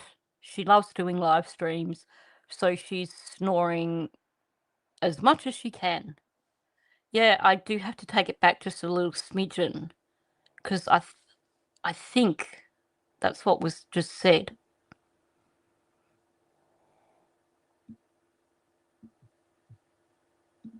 To a friend. Did you go into Dad's room with a knife after Dad had gone, Mum had gone to bed? You didn't? No. Did you tell them that you had? Yeah, he said, did you tell somebody, and that name was pulled out, that you had?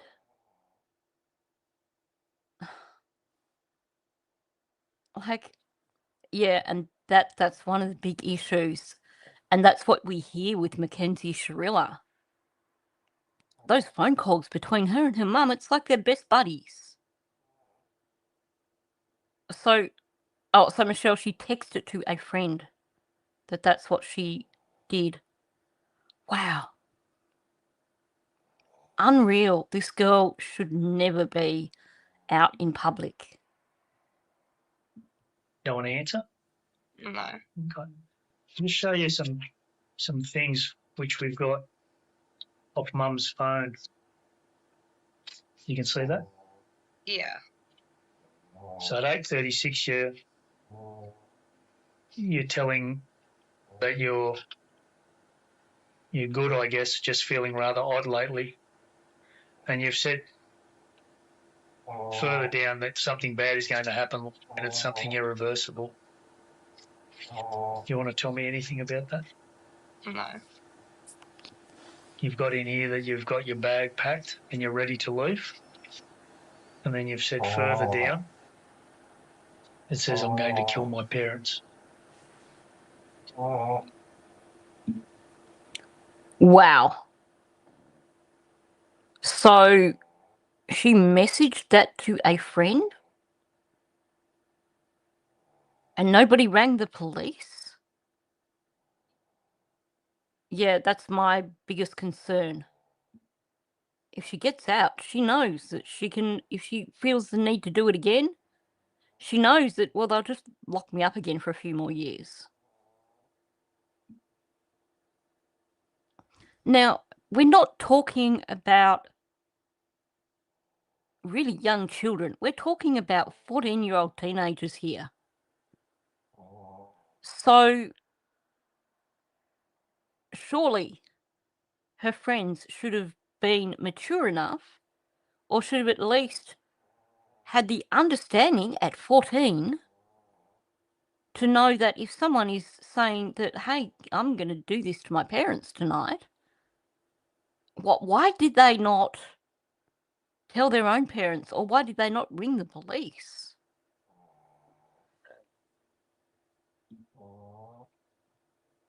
I don't think she would be released to anyone, because she's an adult now. So if she gets released, presumably the idea of day release is it's kind of like a trial run, so that when they do eventually decide to release her, they just let her out in the world. And then hope that she keeps up with her mental health appointments and keeps up with her medications.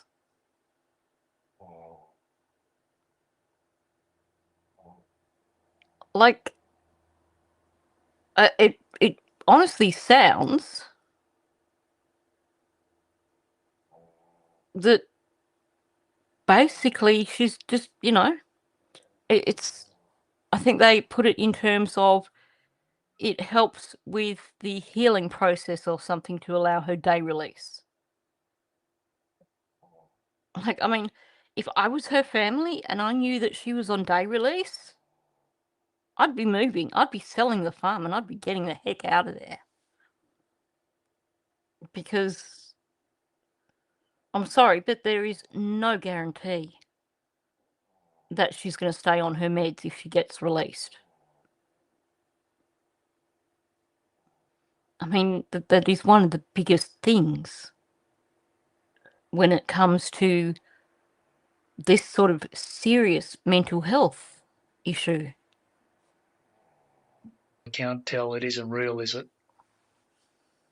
Do you want to tell me anything about that? No.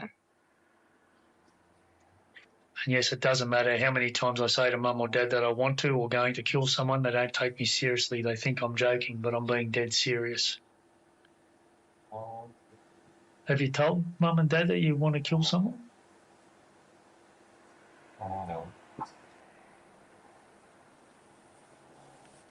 Don't want to answer. Okay. And then it's a bit cut off here, but it says, I just walked into their room holding a big ass knife about to stab Dad. Don't want to answer? No. Why she didn't attack her father, who gave her the tomahawk, remains a mystery. But with the new day came Plan B. The killer's father had left for work and the two others had gone to milk the cow. It's just unreal hearing all this. Like, how is this possible? It sounds like if she is released, then she's going to be responsible for her own meds. That's such a good point, Bonza. At the moment, her meds are issued to her daily. And they would no doubt be monitoring to make sure that she's getting her meds and taking her meds. But if she's released, then it's on her.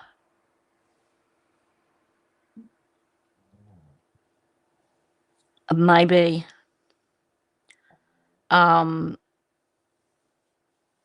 Yeah, this is just so unbelievable.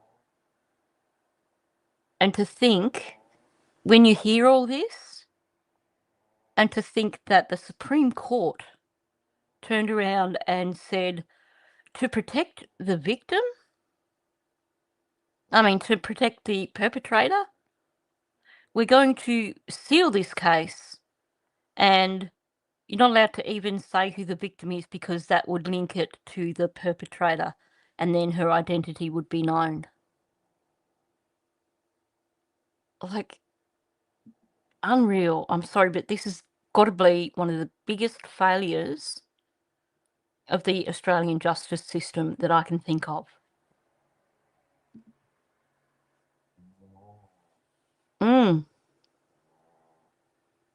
Mystery that he wasn't attacked. Well,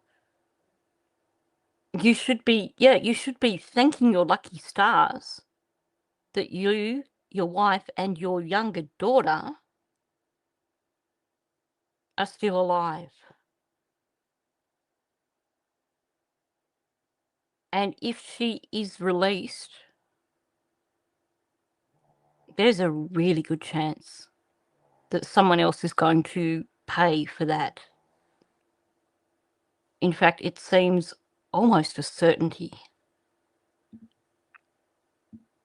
Suddenly, she was alone with the smallest, most vulnerable person in the house. And that bag was still packed.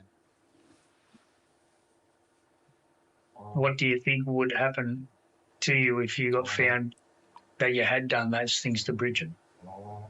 What do you think would happen to the person who'd done those things to Bridget? Go to jail. Okay.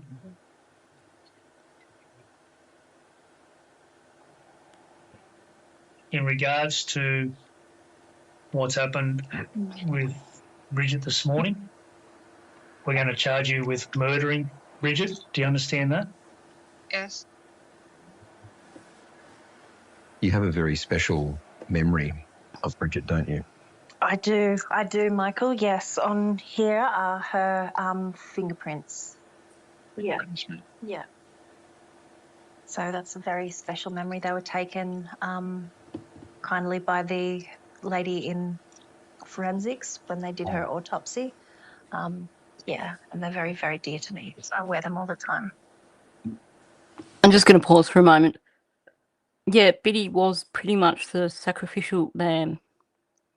Now, here's the thing that I'm struggling with in terms of her being declared not criminally responsible, because in that interview, they asked her what would be the consequences for what she did to little Biddy, and she said jail.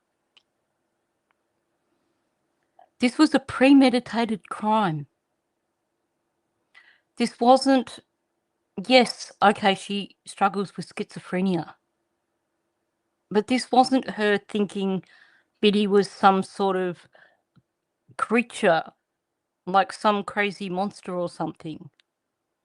This was her recognizing that she wanted to do this thing and understanding that what she was doing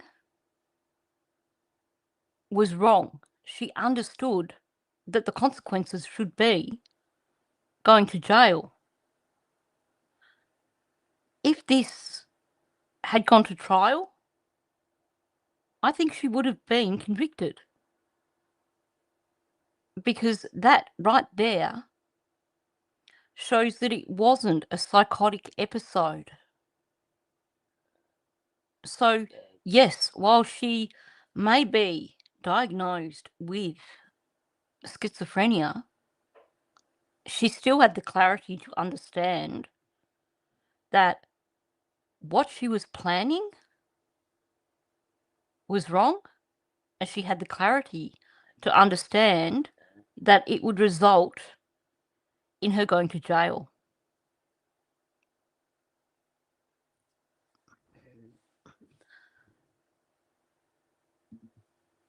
There are prisons especially for criminally insane.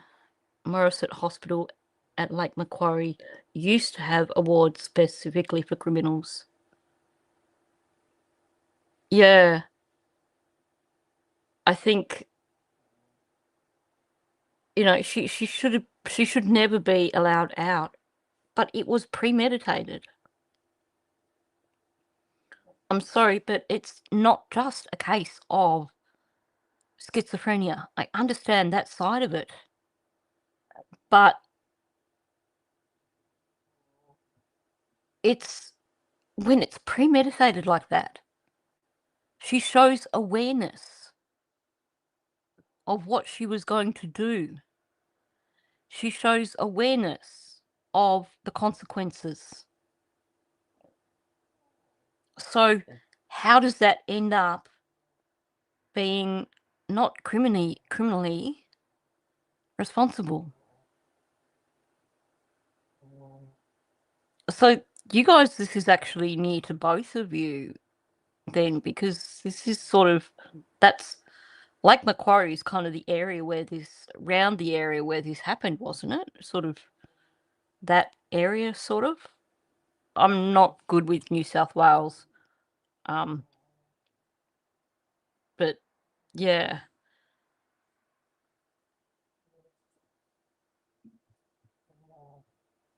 Absolutely premeditated and deliberate.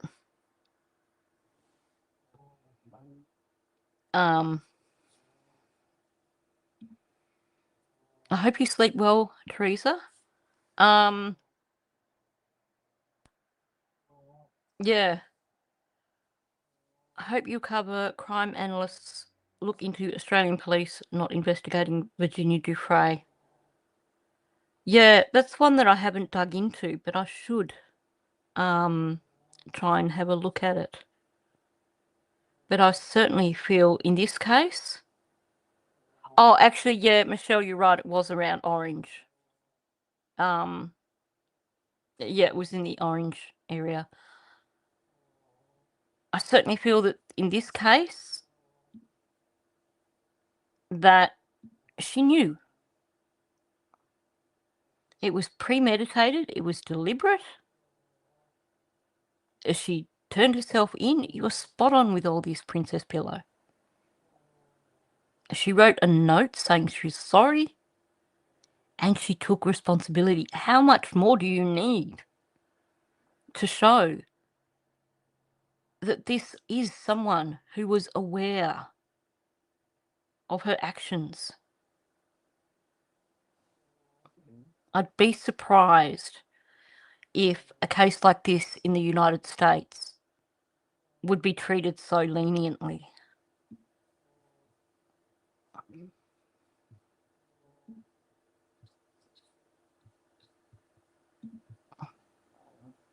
This is the last photo of Beck with her Biddy taken on the Sunday before she died.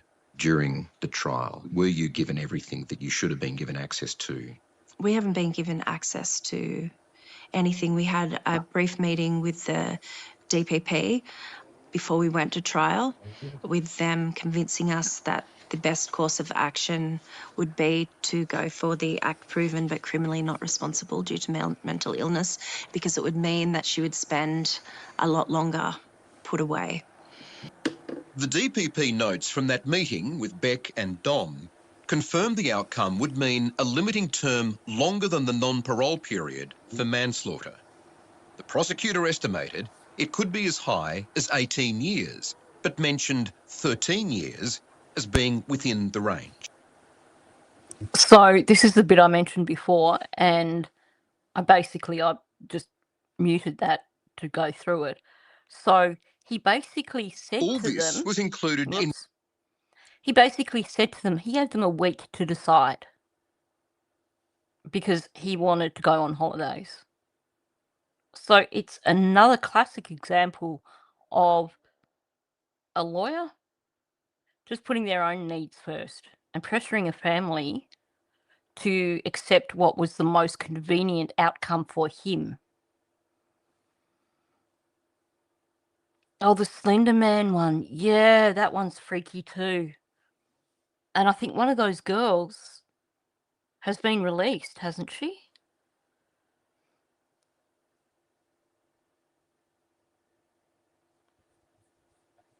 That's a good point.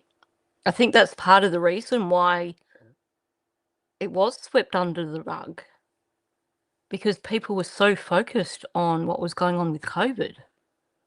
I mean, This was early July, so we were still in and out of lockdowns back then. So that's a really good point. Complaints to the DPP, which denied there was undue haste or misleading advice. But that whole scenario that he was presenting did not result in a trial. No trial. There was no trial. Rebecca and Dom went into court. There was some papers shuffled between the perpetrator's lawyer and the Crown, and that was it. It was done. Special verdict delivered. Yep. Dealt with. Done. End of the matter. Precisely. All that quickly. Yes. That quickly. Was that justice? No, not in their mind. Welcome in, Women's Warrior. I just saw you come in.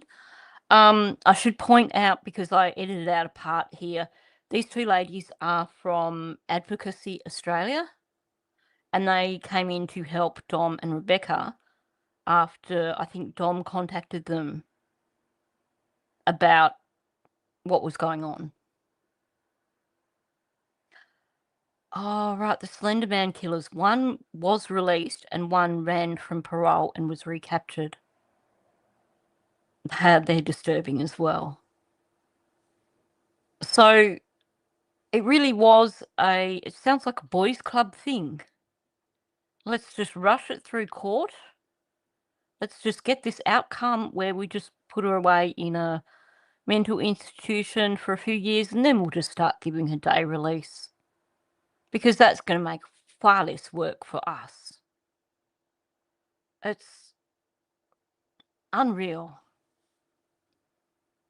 Daughter did not get justice. And when they left the court, the lead investigator said, there's been a massive miscarriage of justice done today. You need access to the agreed facts and the brief of evidence. They weren't showed the agreed facts, which is something which I believe, as a former police prosecutor myself, they should have been shown that opportunity to read those agreed facts as to what gets presented to the judge to read upon determining the sentence. So they were never shown that? Never asked to review it? My understanding is they were never shown those agreed facts. We've been trying to get a copy of those agreed facts for the family to read.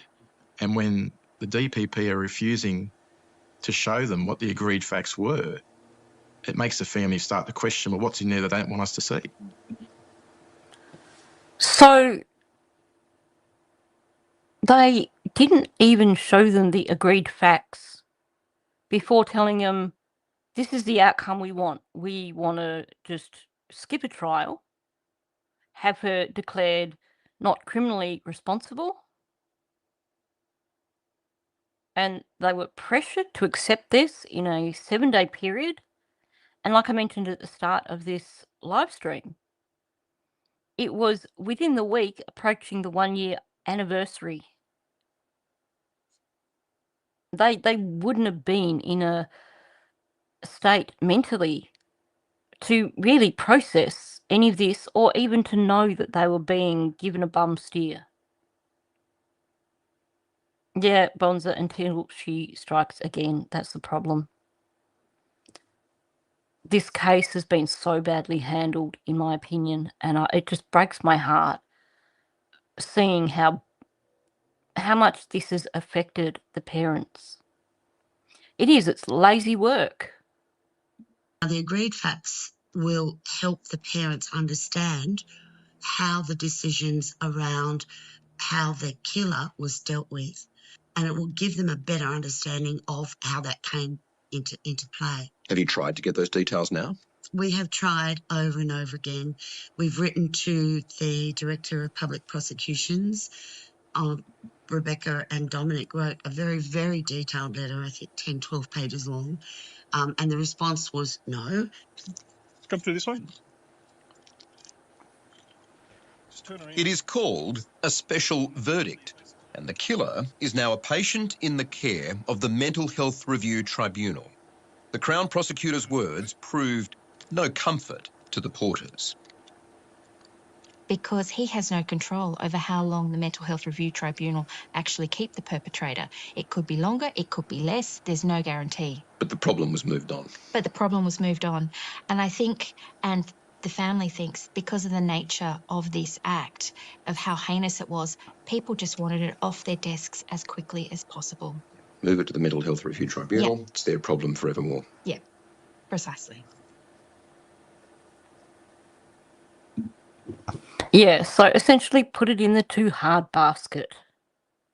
Women's Warrior, it's a terrible, terrible case. Unreal, yeah. It is heartbreaking, and there is so many things that went wrong here with this case. This could have all been avoided. And it does feel like they just put it in the too hard basket. Let's pressure these grieving parents to accept what we want without giving them agreed facts, so we can just make the case go away. Don't forget too that this was during COVID, so the courts were backing up because courts had been closed down for a very long time. So obviously that was an issue as well. They were like, well, let's save ourselves a bit of work because the courts are so backed up already. So let's see if we can just swoop this away a different way.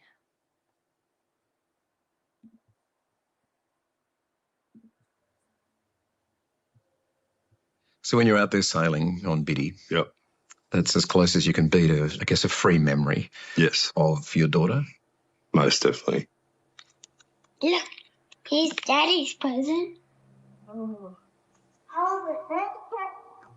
Free memory of her, and yeah, just an escape. And no people, why is that important? Just with the PTSD, it's very difficult to be in crowds.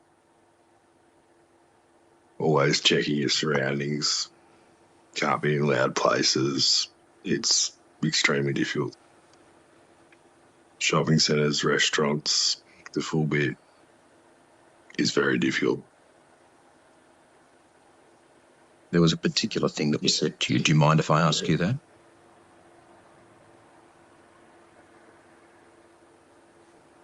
A forensic social worker said to you exactly what? We're just in the process of putting Bridgette back together. Sorry, I should have given you a trigger warning. I knew there was a reason why there was a pause there. That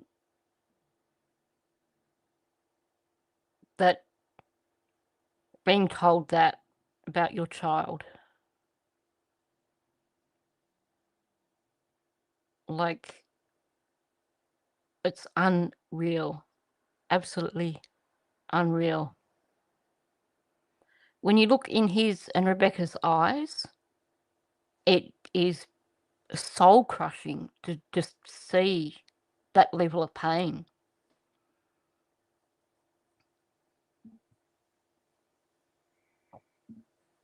It's just horrific. Yep. And the only moment you had with her was to be able to touch her foot, and that was it. Yep. So at the moment of the funeral, I was specifically told I was only allowed to touch her foot because if I touched any other part of her, she would fall apart. I contemplated leaving that part out because I did edit out a lot of the other stuff. But I think, like Carrie says, it's important to know this.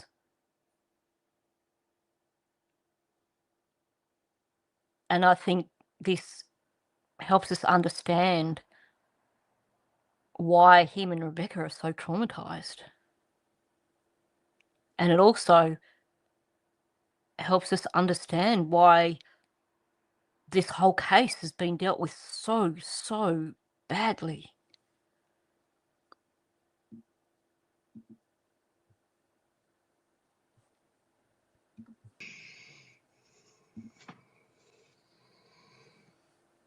There are actually no words for that. No, there's not.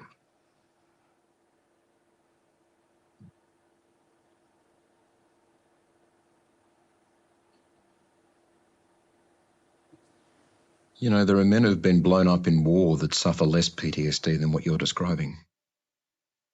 Yep. And I admit, plenty of veterans within my stays at St John of God, and they all say that, you know, my story is far more traumatic than theirs, and my response always is everyone's trauma is their own trauma.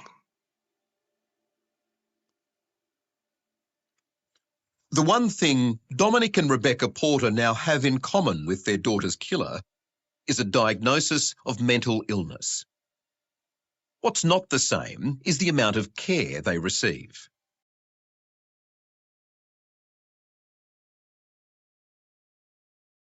Whoops, it helps if I unmute my mic, sorry.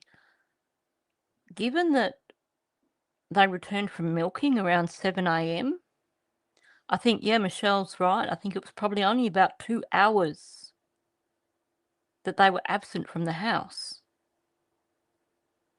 This has got to be possibly one of the biggest failures of the Australian legal system ever.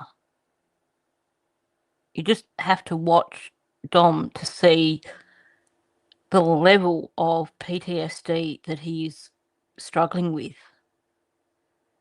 I do need a light for the mute button.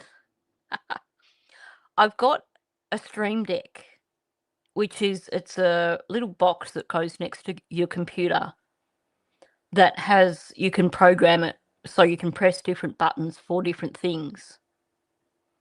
I'm just waiting on a cable for it because the cable that came with it doesn't fit the MacBook.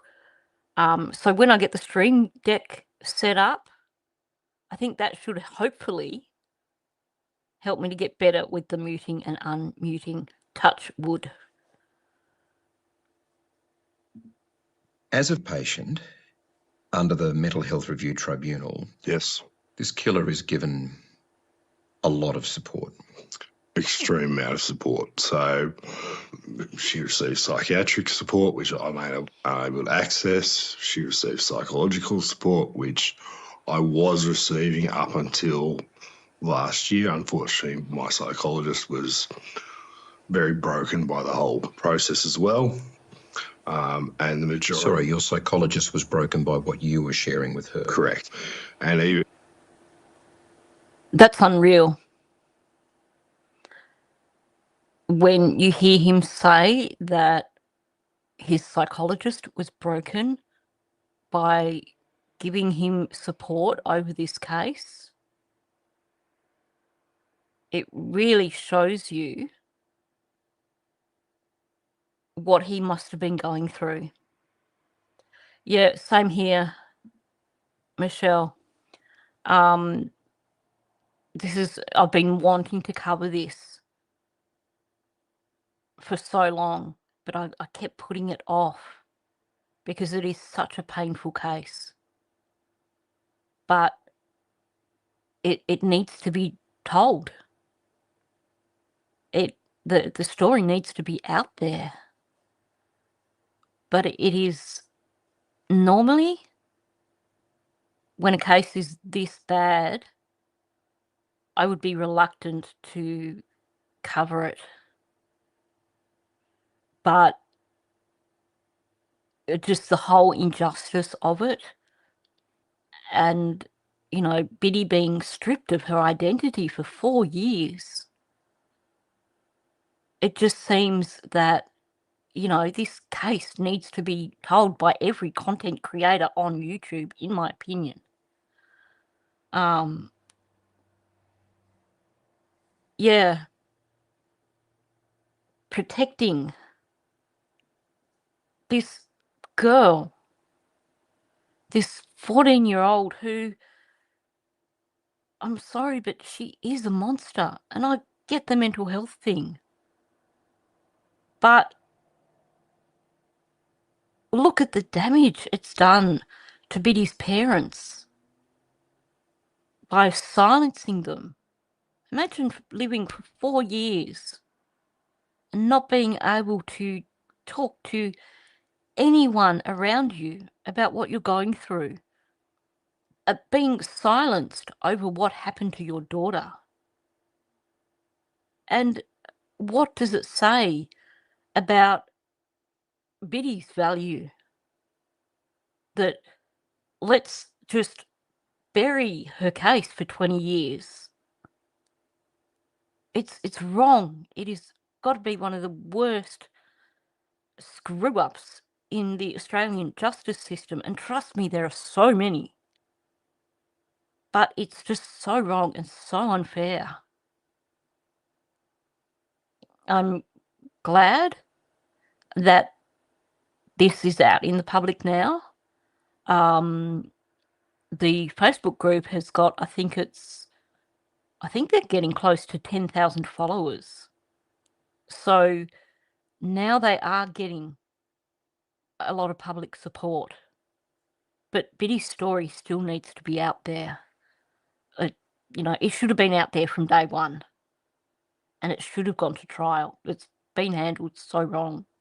And under care within the PTSD ward, mental health hospital, there weren't any psychologists who could deal with the details. I ended up comforting them more than they were supporting me. What an absolutely terrible situation to be in. Exactly.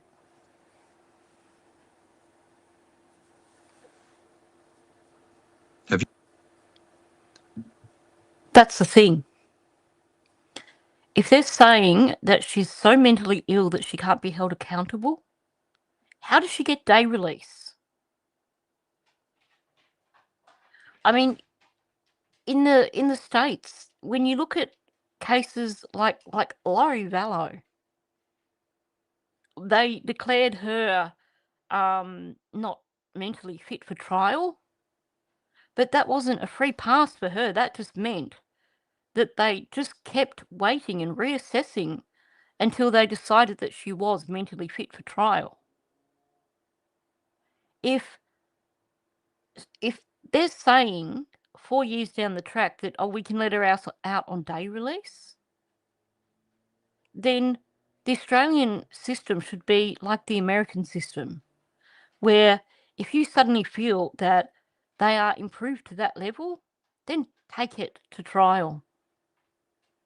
Because at the end of the day, she showed awareness of what she did.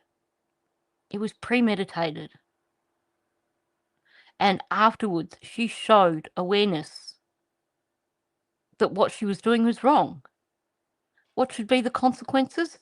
Jail, she said. She knew. And that's what I'm struggling with. Any help? Just recently, I first paid for my own help when I was working, and I could afford that. But then after I had a mental breakdown about 18 months after Bridgette died. So I have delayed onset PTSD. I had 3 months off, then I went back to work, and then I had a breakdown, and then I couldn't go back to work after that. It's extremely secretive. It's a very, very disempowering system. They say that victims have the right to participate, but every experience we've had has shown that we don't. They're a power unto themselves, the mental. So she's talking about the mental health reviews. So basically she's saying they're supposed to be given input, but they're not. Review Tribunal. We just want them to be more transparent. Every time the Mental Health Review Tribunal meets, a different outcome.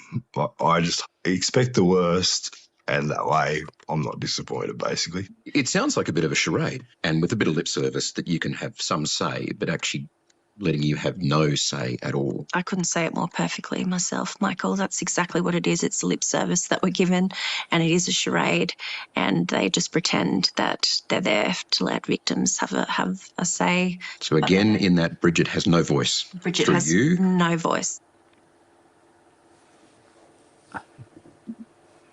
It's so sad. It really is. Just, she shouldn't have to pay for her own mental health.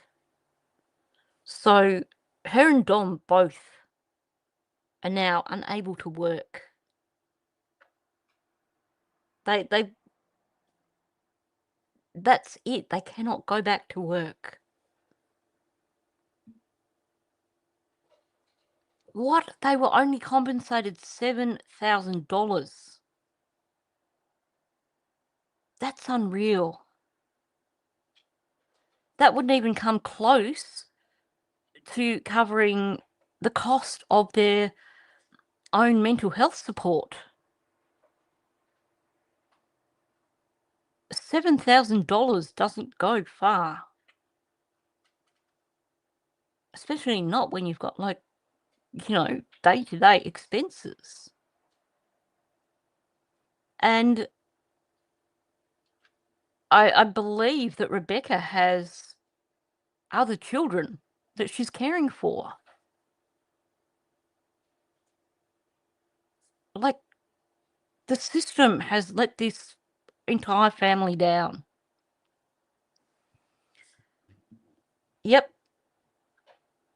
All the treatment for the 14-year-old was free. Everything. It hasn't cost her a thing. They even said that going into this coronial inquiry, this 14-year-old, she's never had to pay her own legal costs. Rebecca and Dom had to pay their own legal costs as well. This has cost them a fortune. Not just financially, but for their own mental health. This is a system that's really, really broken. Yeah. Less than $1,000 per year of Biddy's life. And funeral costs would have been way more than that. Way more. And what Dom was saying about NDIS, he was given funding with NDIS, but he can't use it for counselling. They do need a GoFundMe. On the Facebook page, there is now magnets and stickers, I think, that Dom has there for selling. I can't remember the prices. It's only the last couple of days it's gone up. But that is to help with legal costs and stuff like that, and help with awareness for the case.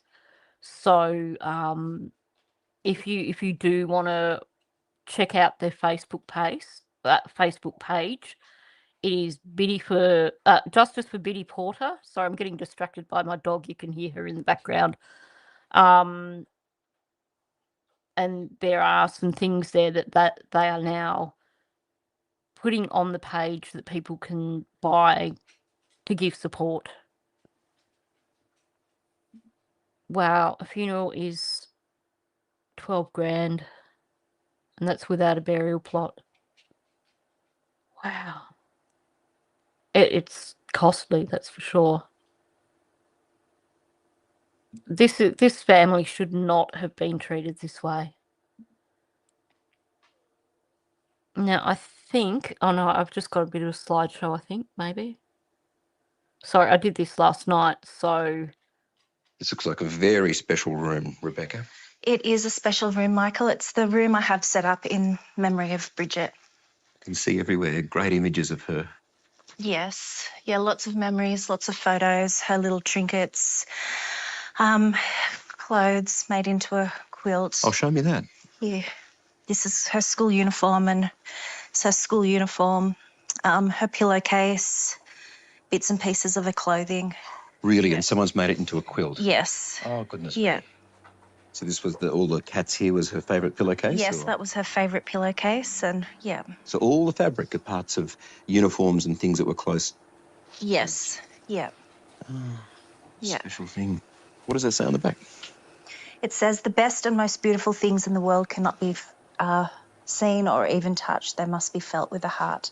In loving memory of Bridgette Chalisa Del Porta. Dom, everything in here has significance for you in remembering Bridgette. Definitely. Would you like to show me a few things? Yep. So this little artwork here, she actually won first prize, but it didn't actually get published or judged until after the killing. That's a real quirky piece. That's some creativity right there. Yeah, definitely. What do we have here in the orbs? So these are bits of ashes scattered throughout those orbs, and I usually get one for each occasion, birthday, Christmas, that kind of thing. That's so wonderful. I think these orbs are beautiful. It's such a lovely way of memorializing her. The quilt, yeah, so beautiful. Just it's painful to hear these two talking about what they've gone through. Yeah, they are beautiful parents. They really are. In terms of what you were saying up there, that it would be good for a content creator to start up a GoFundMe on their behalf. Unfortunately, given the way things are on YouTube, I think any content creator on YouTube trying to do so would get eviscerated. I would promote a GoFundMe like mad if there was one, and I'm going to look into it and see if maybe there is one that I've just overlooked, that I've not seen, because I just think this family just is not getting the support they need. Yeah, Michelle, it's beautiful, isn't it?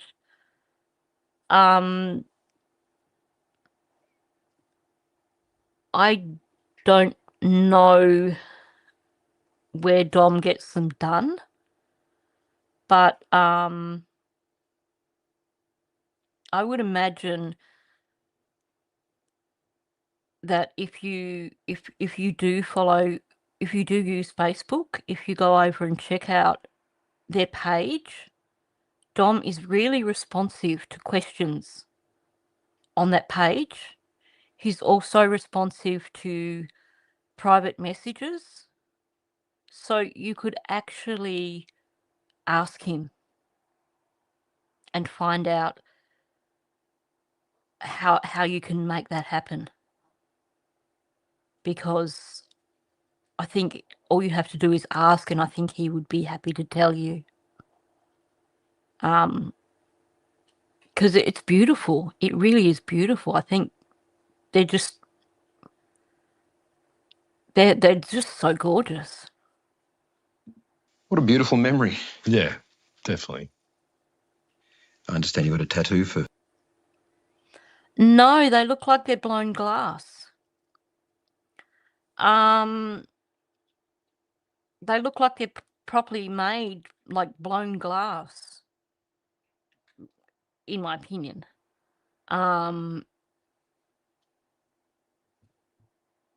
That's what I think, but I could be wrong.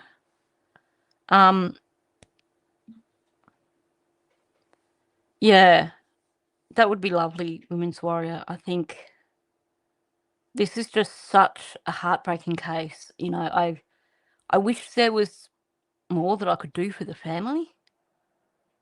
Yeah, that's the way I feel. I wouldn't dare try to set one up myself, but I would support the heck out of one if there was one. And yeah, maybe I need to... I didn't give Dom a heads up that I was doing this live stream. I had contacted him previously and said that I did want to support them with my channel. And it's a little while since I did that because we had a lot of things coming up with Jack and Lily's case. We suddenly had all those. We had the 1 year anniversary come up, and then we had the interviews with Janie and Daniel. So I kind of pushed it back a little bit. And I didn't give Dom a heads up that I was doing this live stream because I was covering this particular spotlight episode. But I can find out for him if there is a GoFundMe, and I can let people know.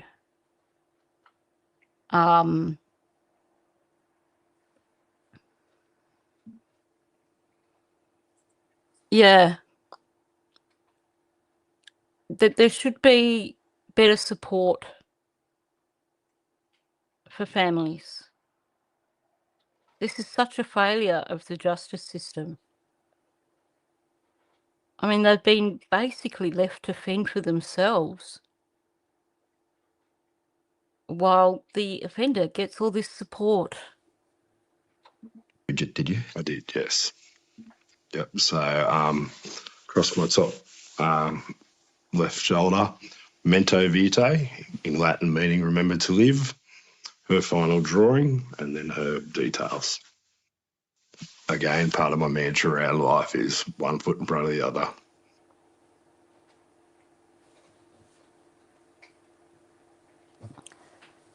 Okay, so there is a little bit more of this that I'm going to play in a minute, but I'm going to play it as the outro because I think I would rather play that as the outro rather than have me saying something to finish it off. Good morning, Just Jeannie. Thank you for coming in. We're kind of nearly bedtime for us. So good morning for you. And I will touch would be doing a live stream in the morning for me, but in the evening for you, for Jack and Lily. I had hoped to do one this morning, but kind of crazy morning, didn't get a chance. I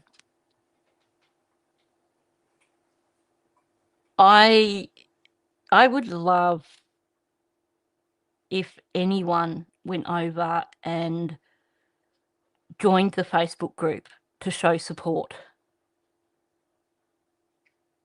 I will certainly keep people updated with any progress.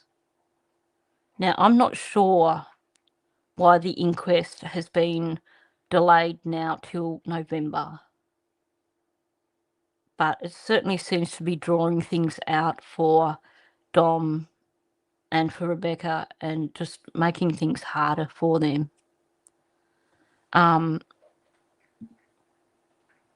Yeah.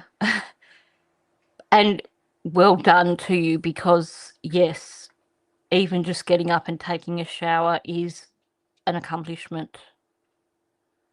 But I'd love if people who watch this can go over and show support to the family over on the page. So it's the Justice for Biddy page. I think, let me just see if I've got the image. I think I've got the image on here, hopefully, that I can share.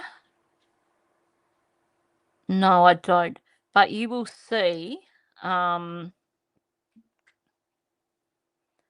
with the outro, I've done at the end of the outro. So I've done the last part of the intro, the last part of the interview, sorry, as part of the outro. And then I've got my usual kind of little 13-second thing at the end as well. And the slide that I did for Biddy. You can see the image on the left-hand side is what you can find on the Facebook page. But it should be fairly easy to find if you just type in Biddy Porter, and it will come up as Justice for Biddy. There's only one page. But I think Yeah, she really is a beautiful little girl.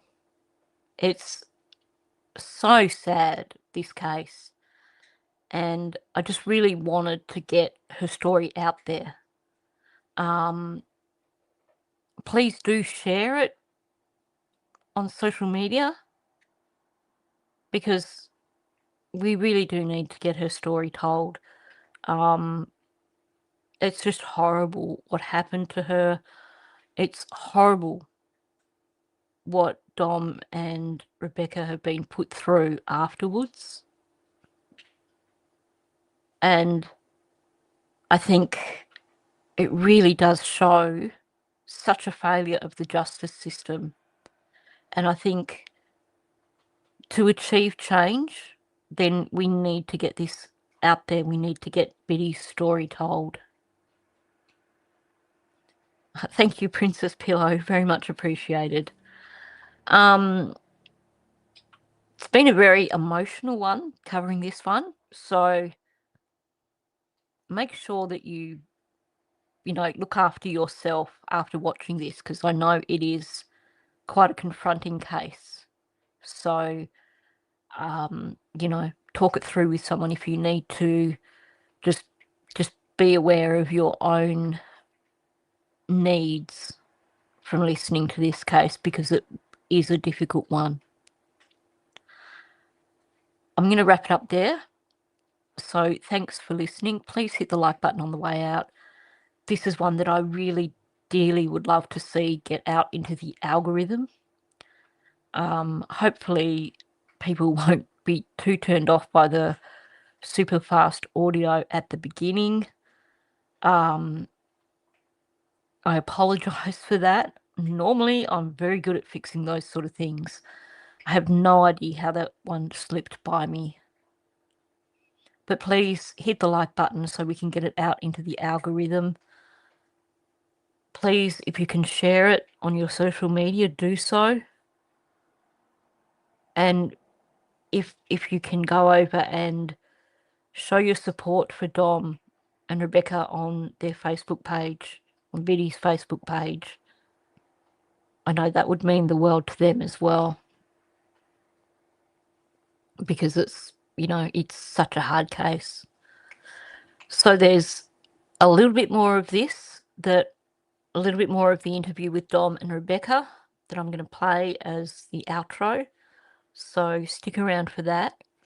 But thanks for coming. This is me signing off before I play that. So thank you, and I'll catch you in the next one. Because all the signs were there, but they didn't listen to them. Nobody listened to them. There were red flags everywhere. These sorts of things don't come out of a clear blue sky. Do you speak to her? I do, yeah, I do speak to her. I speak to her all the time. And I say I'm sorry for what happened to her. And that I love her. And that I'll be with her one day. I like this extra bright star name deed. So a star has been named after her? Correct. If you look up tonight, Yep. and if you've got the right bearings, Yes, exactly. you'll find Bridgie's star. Fortunately, my sailing abilities gives me the ability to do so. So her star shines brightly. Most definitely, always.